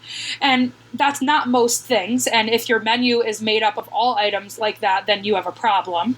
But those king crab legs bring people in the door, and then they buy things like oysters, which have a large markup, and all the cocktails and all the desserts, and so you have to find this balance. But in general, I would definitely agree with Jen about the perceived value of food and versus alcohol for sure. And there has to be this fine line that you walk, and those are a lot of things that I examine when I look at menu development and pricing with my clients, because it's really this dance, and it's evolving. And you're right, you can't start charging $20 for a burger, even if you're putting Kobe beef in it. It just doesn't mean what people think it means, depending on your clientele. The average person, if your average entree is $15 to $20, you're a medium priced restaurant. You're definitely not considered expensive in 2021. And I just want to clarify. I think you can actually, in my humble opinion, I've paid over $20 for a burger if you're doing Kobe beef, but I know Kobe beef's like a whole other question.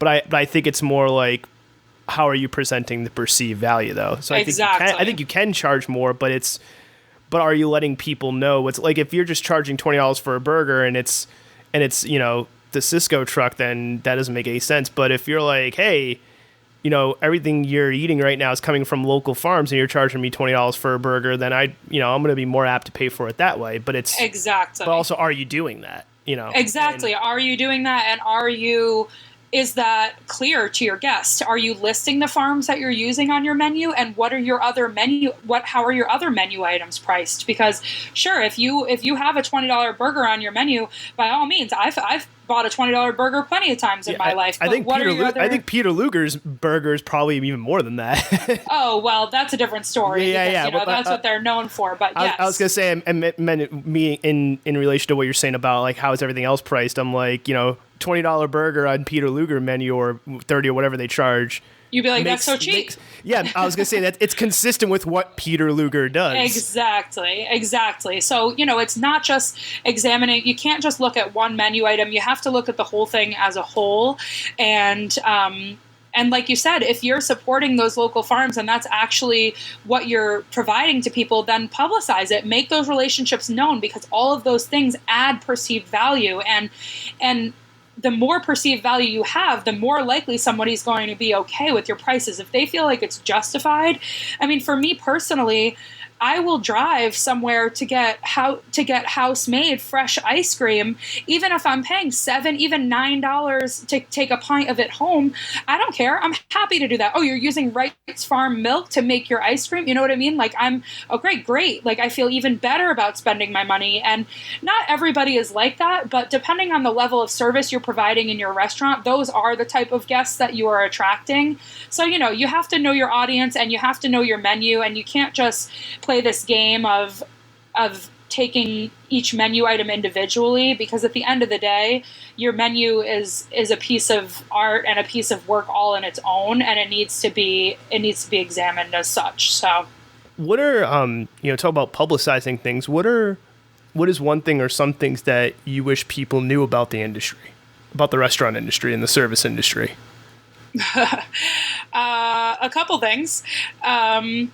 I wish that people knew how hard the back of the house staff works, and all restaurant staff in general. I wish people knew that your server is on their third 14-hour double of in a row, and it's not their fault that your dish came out the way it did. And when you don't tip them well, they literally leave with nothing.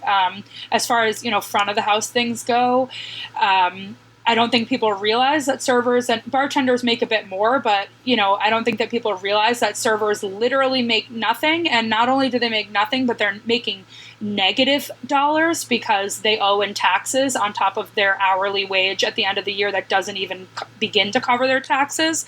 So every time, I wish people knew that, yes, a tip is, technically on this sliding scale, but if you're going out to eat and you are tipping less than 20%, you should not be going out to eat. If you can't afford to tip the industry standard, then you should have stayed home.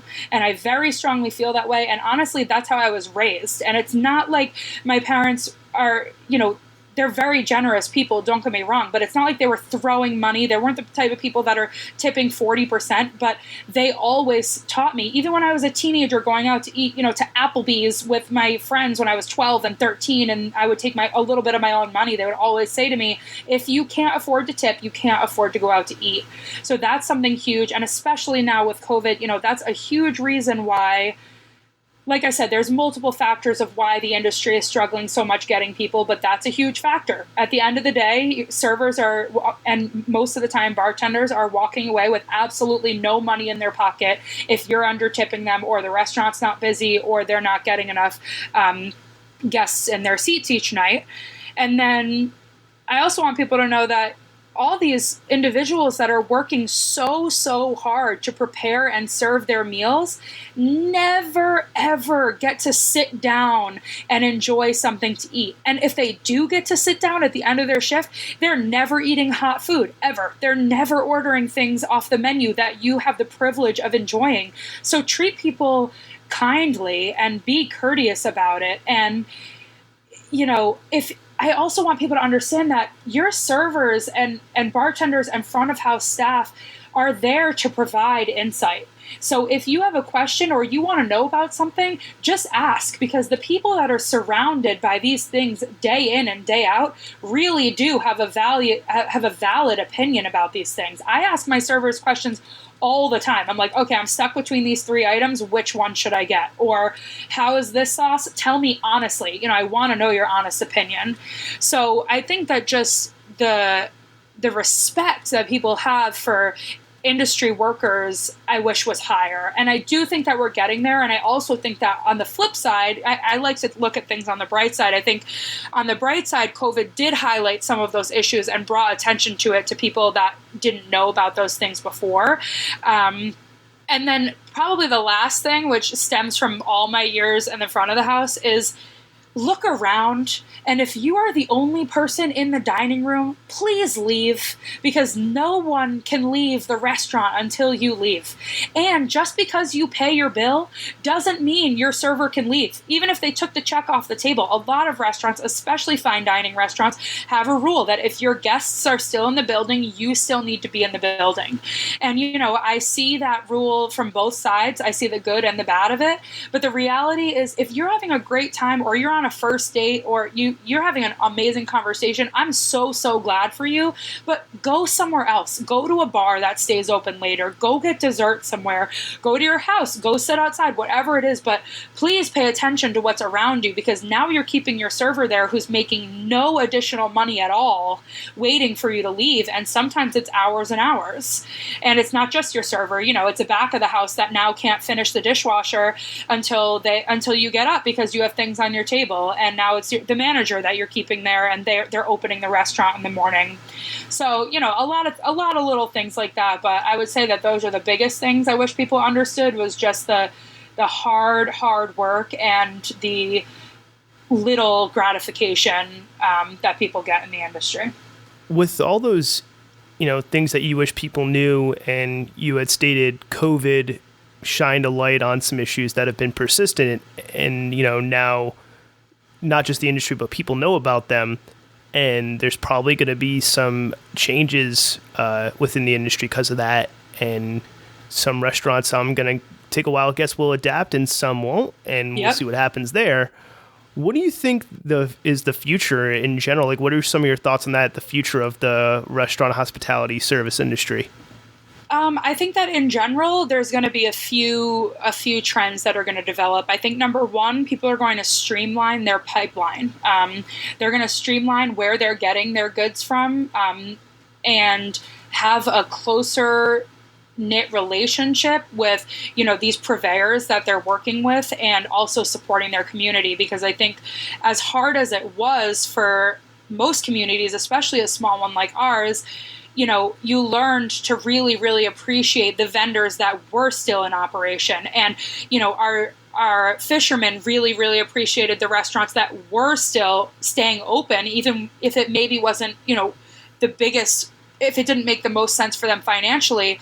They relied on each other. And I think that people are just going to streamline their pipeline of services and goods. They're going to condense it and try to bring everything a little bit more local. And, you know, not to say that companies like Cisco and things like that won't still be serviced, because there's things that, for the ease of convenience and kind of a one-stop shop, that's really what large companies like Cisco thrive on. You can get a little bit of everything, and like, oh my God, my local microgreens supplier, you know, out of a local farm has a shortage and I didn't get what I need, but I know that Cisco will have it if, you know, on the back burner if I need it, type thing. And I think that people are going to start to bring the focus in closer to home. And then I also think that menus are going to shrink a bit, which to me is a good thing. I've always been a firm believer of, I'd rather have a place have a tiny menu, and you have faith that they're going to do every single one of those menu items really, really well. And I also think that, you know, we're going through this whole national minimum wage situation, and whether or not you agree with that, whether or not that goes into effect nationwide, industry-wide, you know, whatever it is, things are definitely going to shift, because that's a huge reason why the industry can't get staff right now. Because all of my clients say the same thing, which is, you know, before you'd post an ad on Craigslist or LinkedIn or wherever you're looking, and you would get so many applications. And even if most of them were bad, you were still getting applications. And now you're literally getting no responses. And people will blame the unemployment benefits from COVID and this, that, and the other thing. And I do think that it's a combination of everything. But I think that in terms of pricing and wage structure in restaurants, you're definitely going to see a shift there as well. And lastly, I think that people are going to streamline not only their hours of operation, but their meal period offerings. I saw a lot of places that were originally open lunch and dinner and then weekend brunch, cut lunch service altogether. And during COVID, that worked for many, many reasons. Going along that same path, people took a huge emphasis on to-go and carry-out, and I think that those trends are some things that are going to be here to stay. And I think that that's a good thing. For the most part, I really am in support of that. Anytime that restaurants are making their food more accessible to a wider variety, a wider demographic of people, I think that that's a good thing, as long as they're not losing sight of what they're offering and as long as their quality is not suffering. So those are some of the trends that I think we'll see coming down the pipeline in the near future.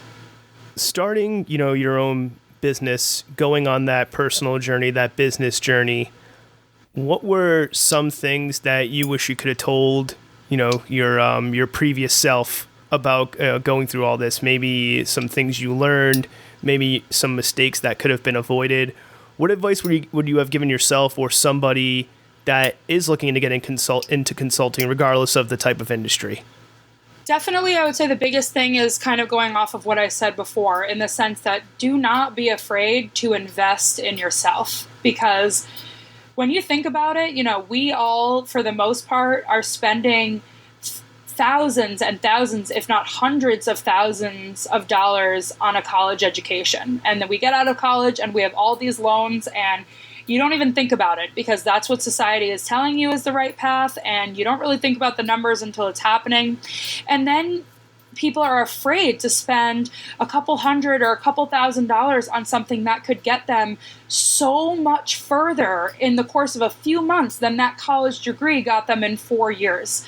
And the smartest and most successful businessmen and women in history all say the same thing, which is, I'm smart enough to know that I will never be the best at everything. So I'm smart enough to surround myself with the smartest people in their fields and surround myself with people who are experts in what they do. And I think that that's one of the biggest things I would recommend to anybody that is just starting off is don't be afraid to pay for guidance and pay for help when you don't know what you're doing. There's absolutely nothing wrong with asking for help. And you would be so surprised what opportunities branch off of you taking that leap. And that taking that leap would kind of be my second answer, which is, it's going to be scary, and every step of the way is going to be scary, but you can't wait until you've learned to do something perfectly to do it, because newsflash, you don't actually learn to do something until you mess it up and until you give it a shot. And I just would tell people, even if you're afraid, go for it. Just take the jump and go for it. And the worst thing that is going to happen is that you're going to learn from it. I don't believe in losing. I believe in winning, and I believe in learning. And those are the only two outcomes. And also, the last thing I would say is, don't think that you know it all.